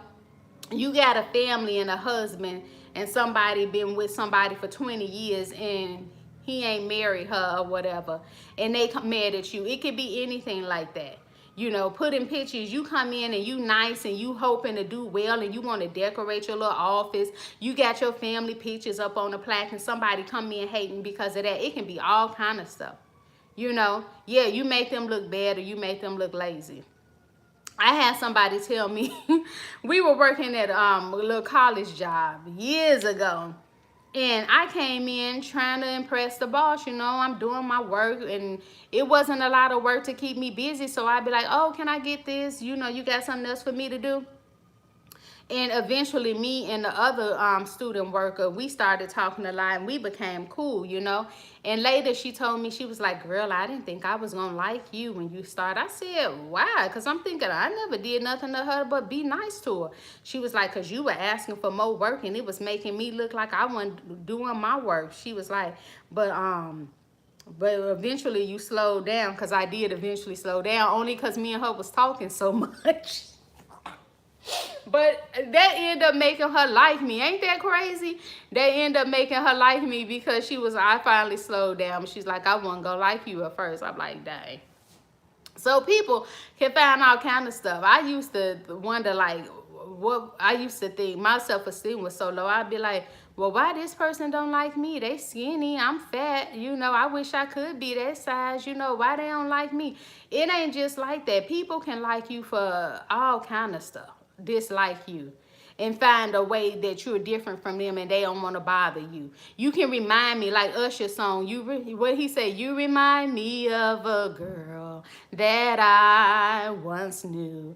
I know I'm off beat, but you get it. Seen her face in, what he say, every time I look at you, wouldn't believe all of the things she put me through. That is why I just can't get with you. You know black folks don't be remembering all the lyrics, but you could remind somebody of somebody else and they don't like you. Or they don't like your accent. Whatever it is, and they will start targeting you, playing little tricks on you, gaslighting you at work, accusing you of all kind of stuff. And you know, and when you find that happens, like I said, take notes, but also make sure that you're trying to do everything right, because they looking for a way to get you in trouble. Stay too long on the lunch, they writing that down. You know, go off to use the restroom too much, they writing that down, want to talk to you about that. These people, it's like little Satan minions. They be everywhere trying to find problems with you because they just don't like you. And that's why I tell people that when you see how these people are, make note of that and try to not be around them as much as, you know, try not to be around them if you can control that. Because they out to target you. We be too forgiving, some of us. We see people talking crazy about people. Yeah, office games and politics, that's what it is. We see them talking crazy about people and we still want to go around or want to have lunch with them. We want to call them after work. We want to hang out with them. Why? They showed you that they are wicked. They showed you they talk about other people. They showed you that they are not a decent person, you know? But we like, oh, you know, I'm going to give them another chance. You know, I believe in the power of forgiveness. And, you know, I believe people can change. Okay, well, let me know how many people you actually know have changed. Not this, that somebody came along and told you it's possible to change. And if you're new and just came in, or if you've been here rocking with me through this, go ahead and give a like. Again, thank you for the subscriber count going up. I appreciate y'all. I see y'all. Couldn't do it without y'all. Thank y'all for coming to listen and hang out with me. I appreciate all y'all for coming in here, because it is so many videos on narcissism and y'all could be watching anybody's channel. I know people say that a lot, but I do actually mean that. I do feel like it's so many videos on narcissism, and that's sometimes why I wonder, like, oh, do I want to keep making videos on narcissism? It seems like so many people are already doing it. Maybe I'm just shooting off conversation out there and to nothing. But then somebody will leave a comment, and then I say, okay, my work is not in vain. So we see. But yeah, like, so we can't be giving all these people, going back to what I was saying, all these different chances. It's like, no. And eventually there has to come a time when we say no more. Enough is enough. I get women with domestic violence and they're like, well, why does this person keep mistreating me? And I'm like, because everything to do with domestic violence is about what? Yeah, you guessed it. Power and control. So the woman may say, well, why did he cheat on me? Power and control. That's what I'll say. Well, why did he hit me? Simple. Power and control. Why did he use the kids against me? Simple. Power and control. Oh, why did he date my best friend? Oh, simple. Power and control. Why did he take over my finances and take money from me? Simple. Power and control. You know, why did he isolate me from my family and friends? Simple. Power and control. It's all about power and control, and it's the same with the toxic people, narcissists. They all want some type of power and control over us. So when we see these people doing it and we don't put our foot down, say something about it, leave if we can leave, do something to give this person a consequence for their bad behavior, they're gonna think what of us? That we're weak, that we're naive, that we're gullible, we're stupid. We are the type of people who lay down on the ground and let other people walk on us and spit on us and wipe off the mud from their dirty shoes. And these people get a kick out of that. You know, like I keep saying to y'all, like my mother used to say, find a fool, bump his head. You know, so it's like if you find somebody, quote unquote, stupid and gullible, these people, like these narcissists, they feel like, well, that means you're supposed to keep on doing it, because if they stupid, well, keep making them be stupid and take full advantage of them till you can't take it anymore. And some of us are just hung around in these bad relationships too long, and we're wondering why people keep doing what they're doing. It's because we lay down on the floor and refuse to fight back. If you don't get up and fight back, sometimes you got to swing with a word blow. Sometimes a physical blow, but be prepared for jail. But you got to do something and make different changes to show people, if you do something bad to me, something bad is going to happen to you. Meaning I'm not going to pick up the phone when you call. I'm ignoring your text. I'm blocking you from social media. Or if I got to be around you at work or something, it's a hi, bye, yeah, happy weekend. You know, something fake. You know, because you don't want to just be at work totally letting people know everything you think and stuff, because you might want to move up or something like that. Or if you're not just using it as a stepping stone until God bless you with your miracle and you can fly across the world and do great things and have your name known in a positive way, helping people, but you ain't got to work a 9 to 5. Oh, I'm just talking about me. Oh, okay. Well, you know, but you got to do something. It's like, no, because if you do something to me, you're going to feel the pain of it. You know, I ain't going like trying to do no vengeance or nothing, like nothing crazy to you, but I can ignore you. I can do whatever to let you know. And then if you the type of person that give a person a consequence, but then you see ain't no change in their behavior and you keep going back to them, of course they're going to keep using you like you dumb, you know? Angela says, I used to be naive, looking at the world and people through rose-colored glasses. I finally stopped doing that. And that's probably one of the smartest things you ever did, right, Angela? Because that's that thing. And that's why I'm going to talk about this one day. This is why I came up like with my book. And again, y'all go get my books on Amazon if you haven't done so. Road to Malevolence by me, Samyra Alexander. Malevolence is just meaning like this evil, this dark path. And the reason I use that is because I used to listen to Jordan Peterson. And he talked about people who typically have PTSD. The reason, just because you go through trauma does not mean that you are going to develop PTSD. He said that the reason some people develop PTSD versus not is the people who develop it usually see things like Angela said, through a rose-colored glass. They're like the type of people who, oh, there's no evil in this world. I believe that everybody is good and pure and nice at the core.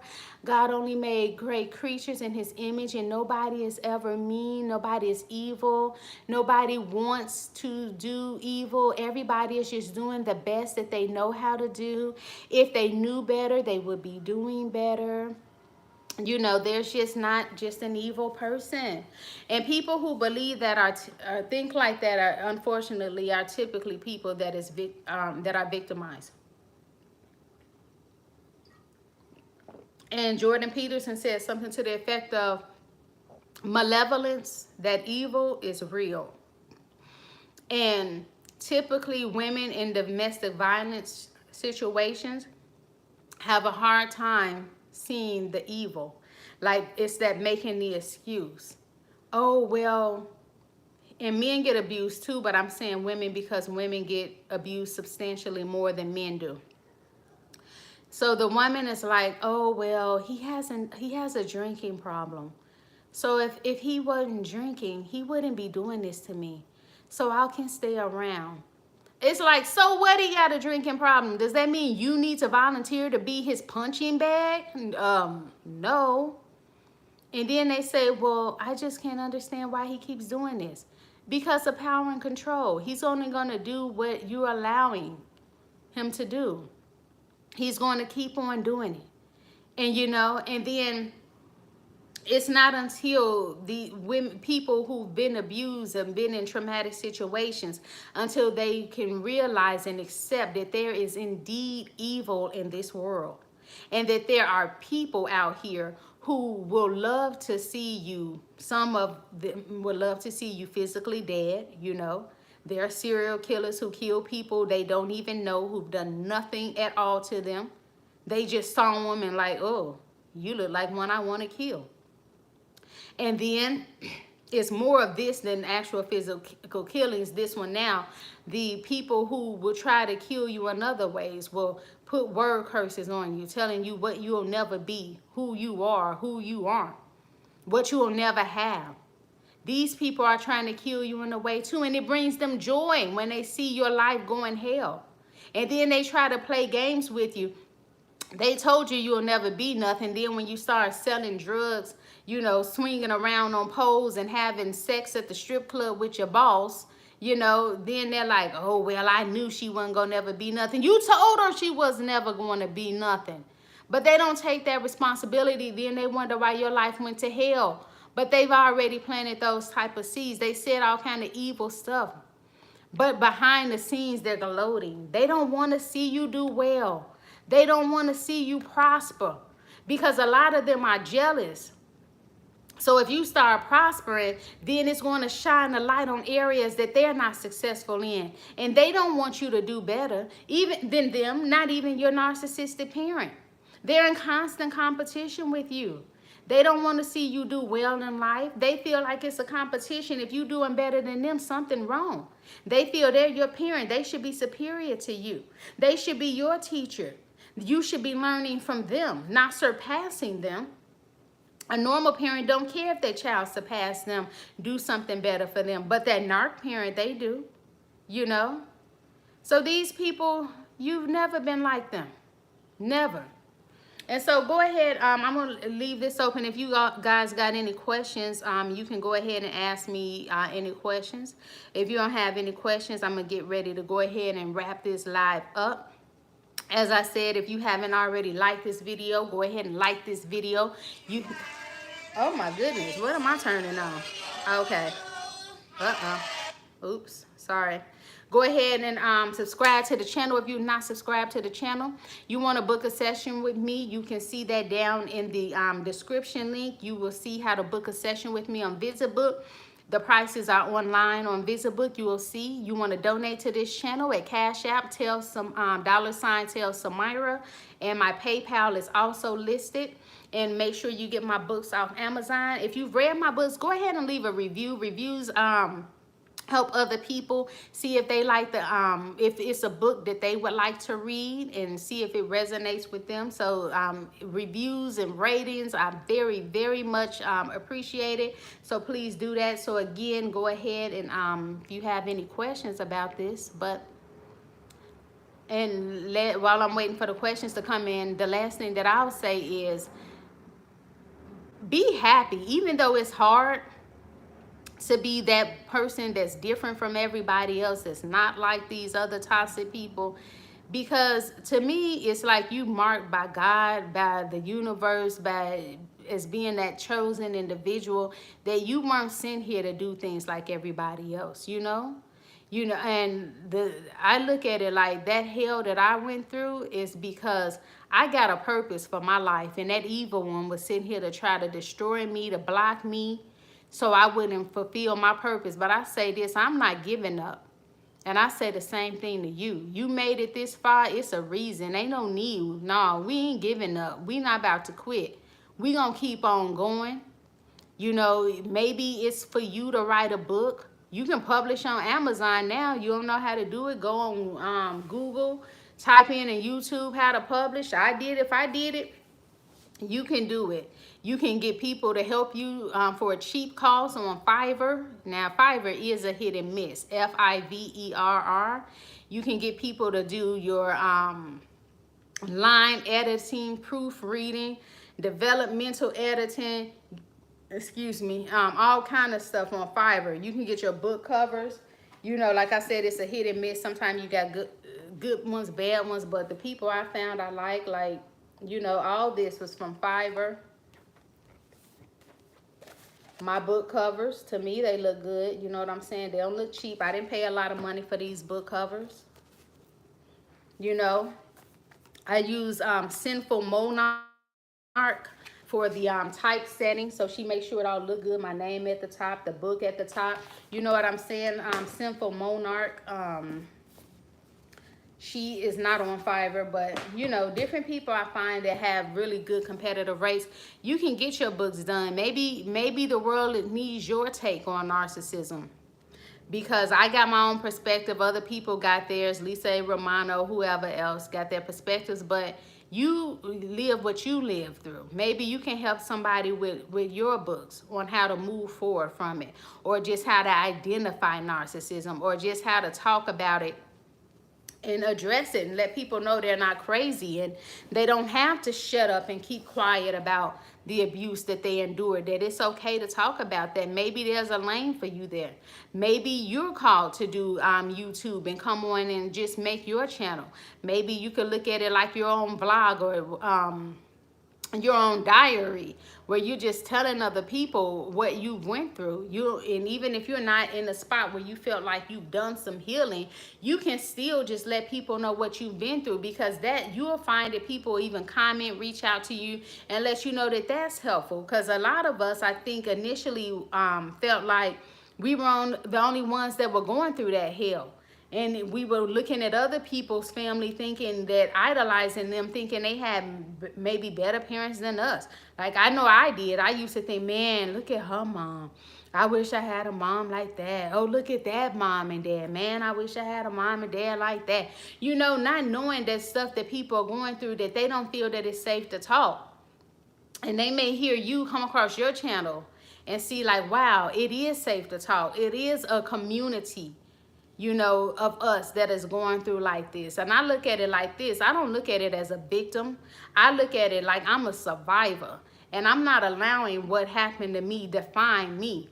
Because my thing is that I'm going to keep on climbing for success, because I can show people that I went through hell on earth, living with a narcissist who hated me, who wished death, craziness on me, mental illness on me, tried to destroy my life with her words, affected the way the family members view me, because she lied on me constantly, telling people I was crazy, doing all kind of crazy stuff and all kind of stuff like that.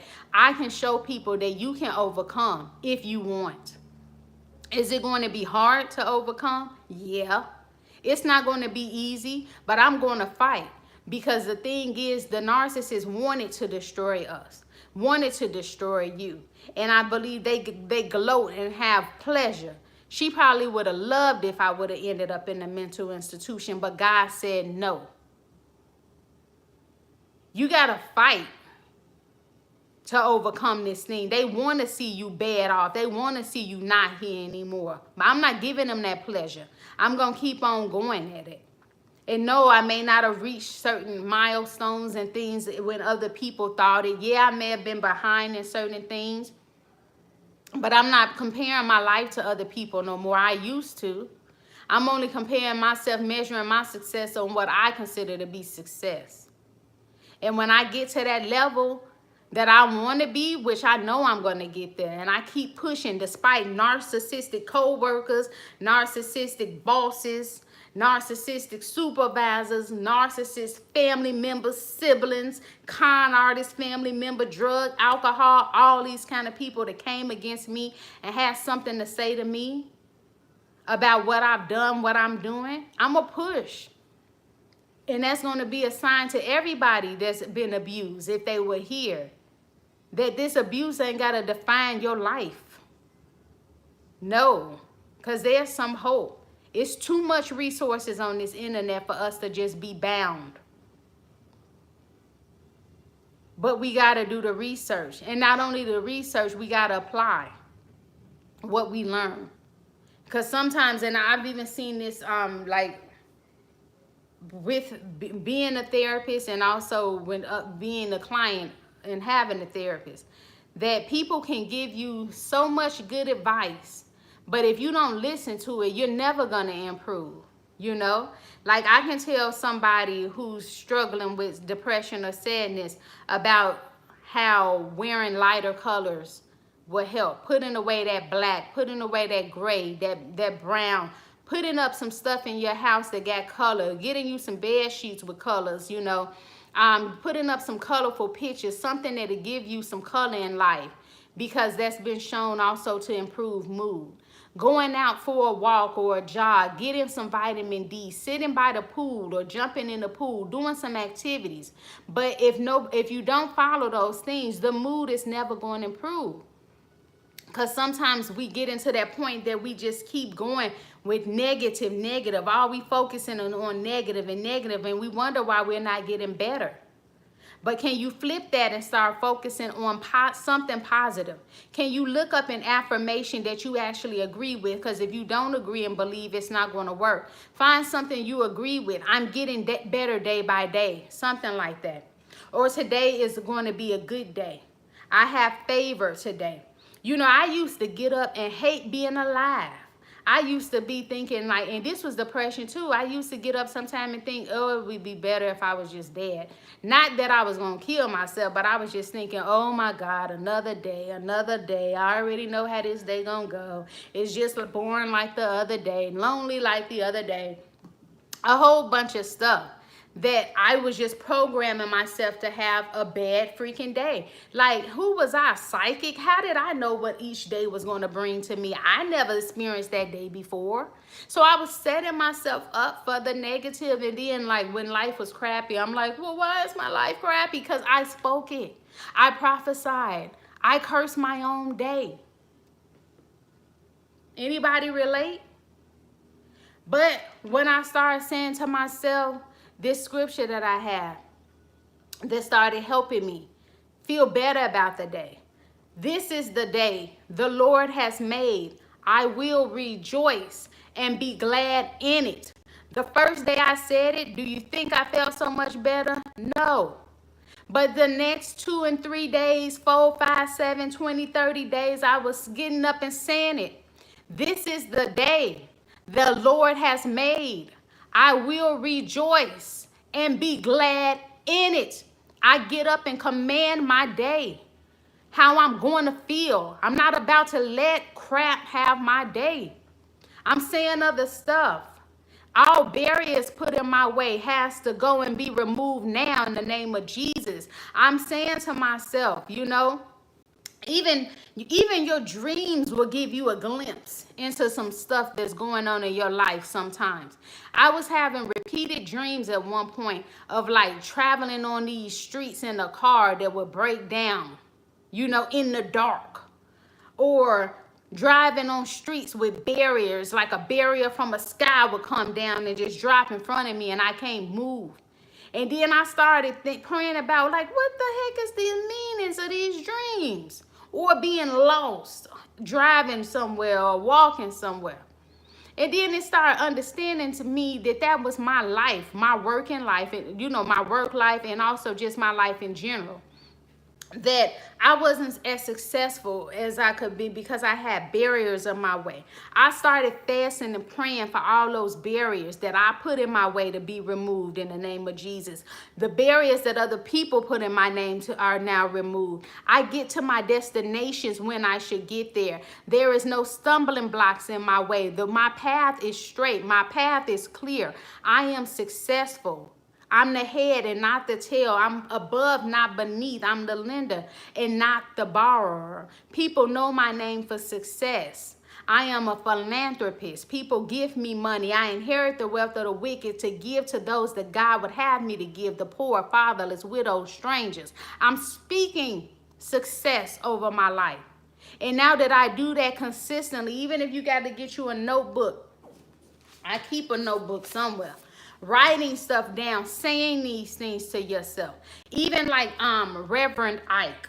I like him. You can look him up on YouTube, Reverend Ike.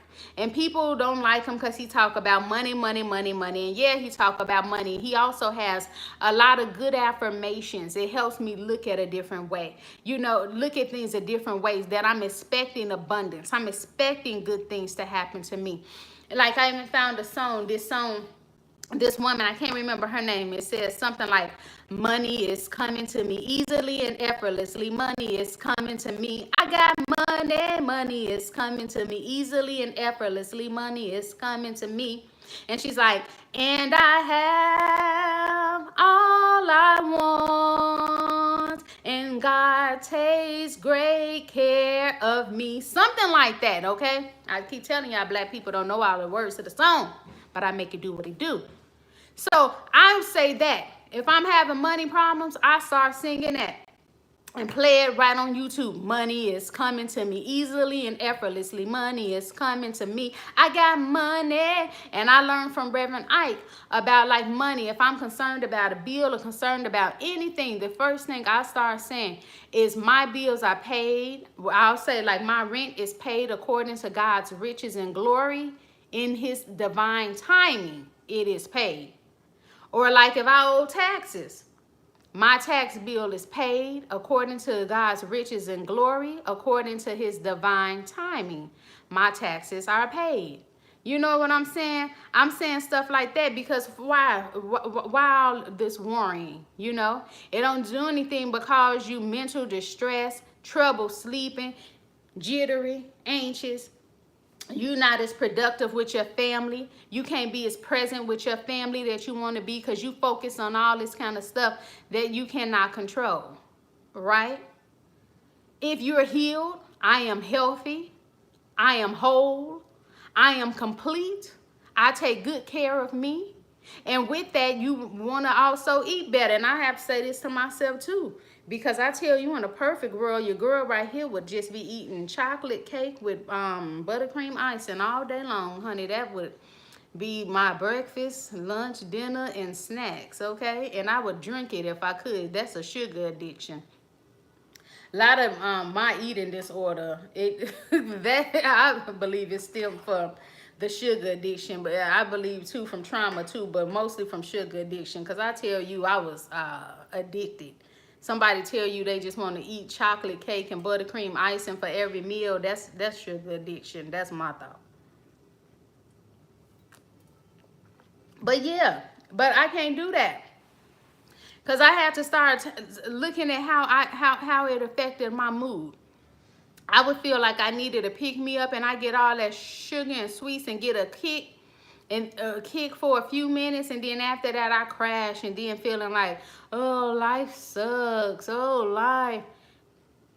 How is your diet? How do you feel after you eat whatever you eating, you know? Or eating too much mucus producing stuff, and I already know I got allergies already, and my nose blowing constantly, can't breathe, and all this kind of stuff. You know, food can affect your mood too. I don't care what people say. You know how you feel after you eat a certain food. Do you feel energetic, clear, your stomach feeling better once you eat in a certain fruit, vegetable, certain grains or whatever? Or do your stomach start hurting as soon as you start eating meats and all kind of other stuff you know you probably shouldn't be eating? You know what it is. All that kind of stuff helps how we feel. You know, what are we watching? Sometimes we wonder why we feeling all sad, upset, and depressed, and we can't move forward because we watching crazy stuff on TV. Like, for instance, for me, I already knew I had an anxiety problem for a long time.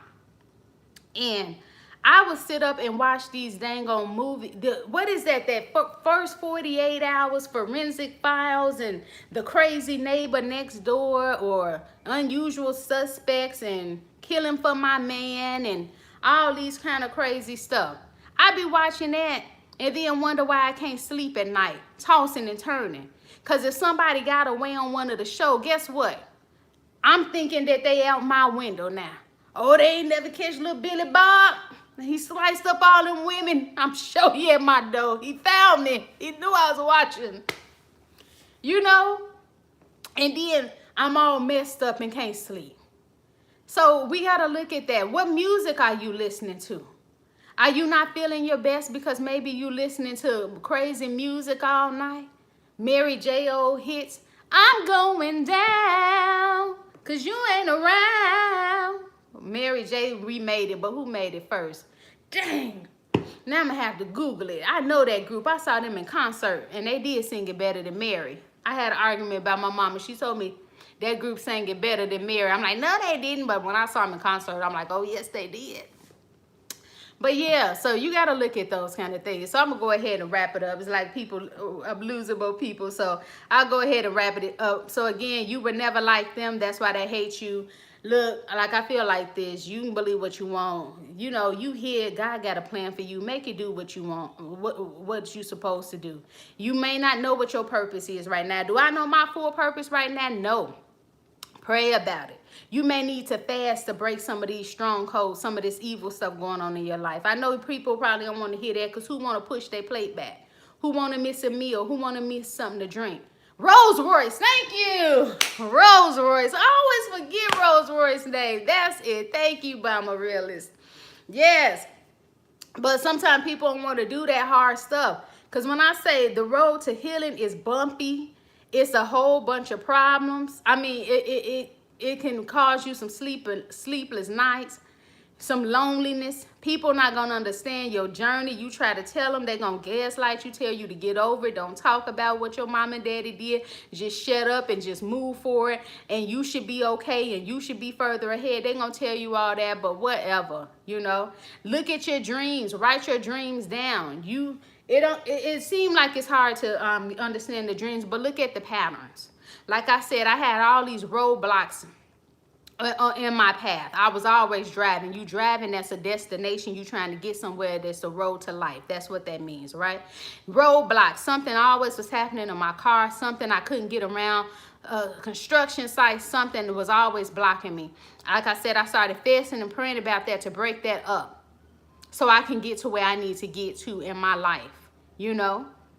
And people will tell you, don't pray against your enemies, whatever. I say like this, these are prayers I pray. People shooting arrows at me to distract me, to digging dishes for me. If they don't repent, you know, they don't say sorry, they don't make it right, let them fall in them ditches. The arrows they shot at me, let it shoot them and hit them in their butts. I mean, I don't care, I be savage in my prayers.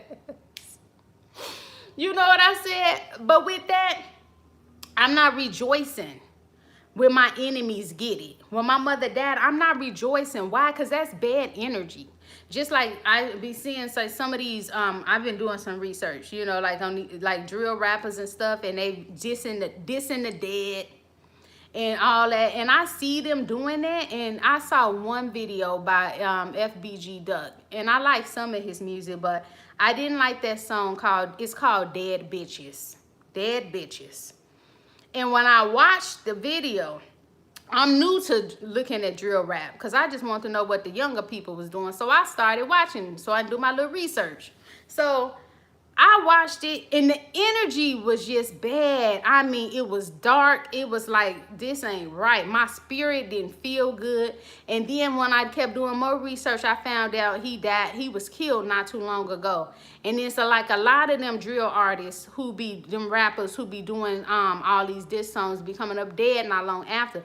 And it's like the energy is not right. So I say that to say, I'm not sitting around and waiting for no narcissist to die. I'm not waiting to see them get the get back. If God want me to see it, I will see it. If not, I'm going to keep moving on with my life. That's the best way to get your revenge. Go do something productive for your life. Give back. Is there a child in your neighborhood that you could spend some time with, that the parent, you know, okay, would you spend this time with? Is it somebody in your neighborhood, an elderly woman or man, you can go cook them a meal, read them a story? What can you do, but you know, to get yourself out your own head, to distract yourself? Again, thought stopping. Stop. Anytime you having these thoughts of this trauma and abuse, playing it over and repeat, stop. Ground yourself. Go back to doing what you were doing before you had that thought. If you were cooking, go back to cooking. You were listening to a song, go back to listening to a song. There's techniques you can do to help yourself overcome this stuff. I'm not allowing that narcissist to win. Mother said I would be crazy. Well, I maybe in a funny kind of sense or whatever, but she meant it like a curse. And long as I'm still on this planet, I'm proving different. She said I was gonna be crazy, but now I became a mental health therapist. I'm diagnosing people with mental illnesses. I'm not freaking crazy. You know what I'm saying? Oh, you ain't gonna be this, you ain't gonna do this. I over succeeded what she did in her life. You know, your child should be better than you anyway. A healthy parent would want that. But I'm not allowing these people to predict no evil on me. Yeah, I wasn't like them because I was of light and they chose to be a darkness. So with that being said, like I said, if you haven't already done so, like, share, comment.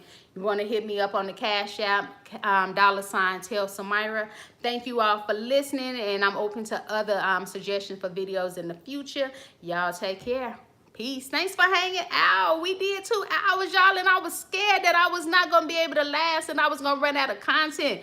So thank you all. Y'all don't know how much them giving comments helps me to be able to keep it going and things like that. And like I said, I'm still trying to figure out my channel, but I'm going toward monetization, and so I'm going to be trying to do more of these lives. And I use my little phone, the broke one. I'm recording on one, but my little broke one with the cracks everywhere. Y'all see this? This was my favorite phone. All that hype over the iPhone. I like my little Motorola better than that iPhone. You know, my iPhone seems like it needs to be charged everywhere. If I leave the house without the charger, that thing gonna be dead. This little Motorola seemed like it would be charged for 50 years on one charge. But that's all right. You know, I guess, I don't know. I prefer my Motorola to this iPhone. Whatever, though. But yeah, thank you all for hanging out. I appreciate y'all, and have a good weekend. Bye.